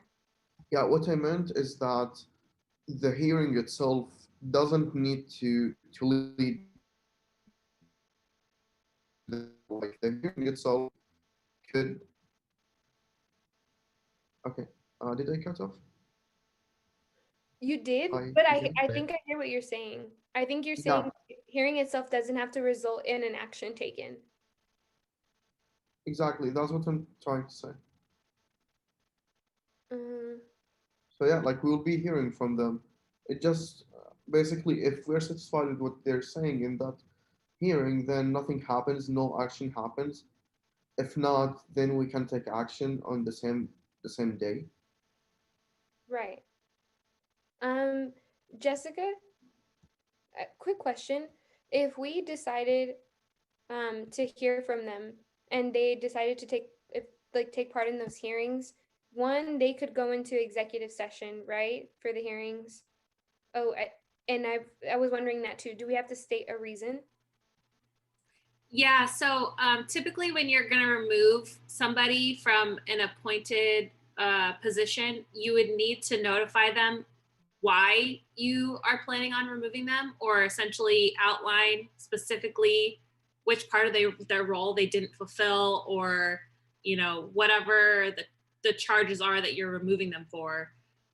Give them that in writing so they understand why your plan is to remove them, and then they can attend a hearing, which if they choose for it to be public, it can be public. Otherwise, it would be executive session because it's a personnel issue at that point, when it's a stipended position. So yes, they could choose to have it public. Otherwise, it would happen in executive session, and they would have the opportunity to engage in dialogue with council on why or why not they, feel that that it's justified, or that they, what their reasoning is for keeping the position. And then you all would need to take a vote to formally remove the person, and you would have to do it by position. So I understand there's like a few different com board appointments. You would need to do a separate hearing and a separate notification for each person. You couldn't do them all together. Right. Okay. Thank you, Jessica. Aiden? Yeah, so I just want to be kind of very careful how we're talking about this, right? I think where I'm at right now is needing more information about, hearing directly from them about what went into their position on this letter. And I think that's why it might be helpful to bring them to council next Tuesday to question them on that. But I don't think we should begin formal kind of processes for removal yet. I briefly checked the Constitution, and you need to first establish cause for removal, and I am not fully convinced that there is cause for removal at this point. So I'd rather us, proceed a bit slower on this, think it through before we consider even considering the question of removal, if that makes sense. Thank you, Aiden. And then Justin. Yeah, I think I agree with Aiden on the end result as far as like, I don't think we should move immediately with the hearing. I think I will say, like, I don't know, I guess, I think admittedly I was a little bit more like, I guess live or like ready to like, I don't know, they did sign on to the letter. The question I'm more wanting to ask, especially, and maybe this could be done, I want to avoid I want them to answer honestly, but I think that question of intimidation is actually real. I know, not saying, any, I don't know, these are dynamics that we know play on it, especially committees, staffed by both faculty, admin, and students. I mean, those dynamics are going to happen. So I want to know about that. I was wondering if it were just like a summons, would we be able to go into executive session? Because I could imagine if they, no? I think we could, but from what I remember, we've been advised to go against going into executive sessions, unless Yeah, there's a hearing. it would just be, I don't know. It's just speculation about the intimidation thing, or even slight intimidation, or like dynamics playing out in signing on to a letter like this. But yeah, that's my thought. I would want them to answer honestly, but I do think we should move slower as far as asking them to come, ask them to explain themselves and all of that. Yeah, that's my thought. I agree. I just think that we should, yeah, we want folks to answer what the conversations were, but I also am interested in how the situation's going to be rectified, because although we all have traditional responsibilities as like USAC president, USAC AAC, whatever, there also is an asterisk next to each of our job descriptions because of COVID. So COVID adds another layer of responsibility for each of our positions that I hope that they understand as well. So yeah, those are just my thoughts. Bacher, do you have any last thoughts? Oh, look. Yeah, last thing I want to say. So, I, in a sense, I do agree with what was said right now. Um, I know and I feel the conflict between like wanting to hear what happened and giving them the space. And I know that like it's not easy to speak up when like especially in a large, like I would say in a large board or like committee with many members. However, there's one thing that, like, I'm just gonna put here for the record, and like that's my opinion, which is although it's possible there was intimidation, but the point of having student representatives on those committees and on those boards is for them to stand up and make sure that their fellow, like the rights of their fellow students are like met, and that no infringement of those rights is happening.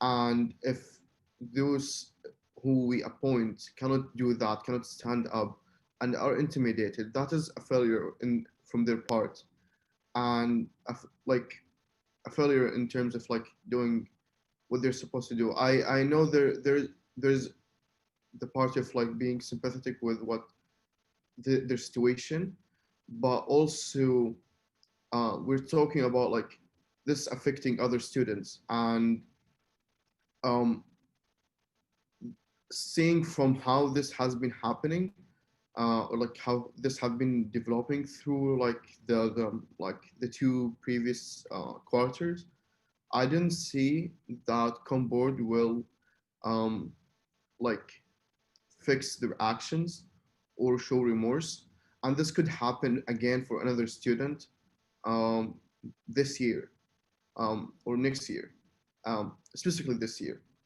And if that happens, that's on us. Like last year, we didn't know, we didn't have the chance to act. But this year, it's basically on us if we keep the if we don't take a firm action. So yeah, that's my opinion. Thank you, Baker. Okay, well, we have our action items, laid out for us. So with that being said, that was the end of our agenda. Thank you everybody for participating in those conversations. Please, please, please, the application for Gen Rep 1 closes tomorrow night. We currently have 2 people that have applied. Please, please, please post it on your socials tomorrow, on everywhere. Okay. Good night, everyone. This meeting has been adjourned. The recording has stopped. Okay. So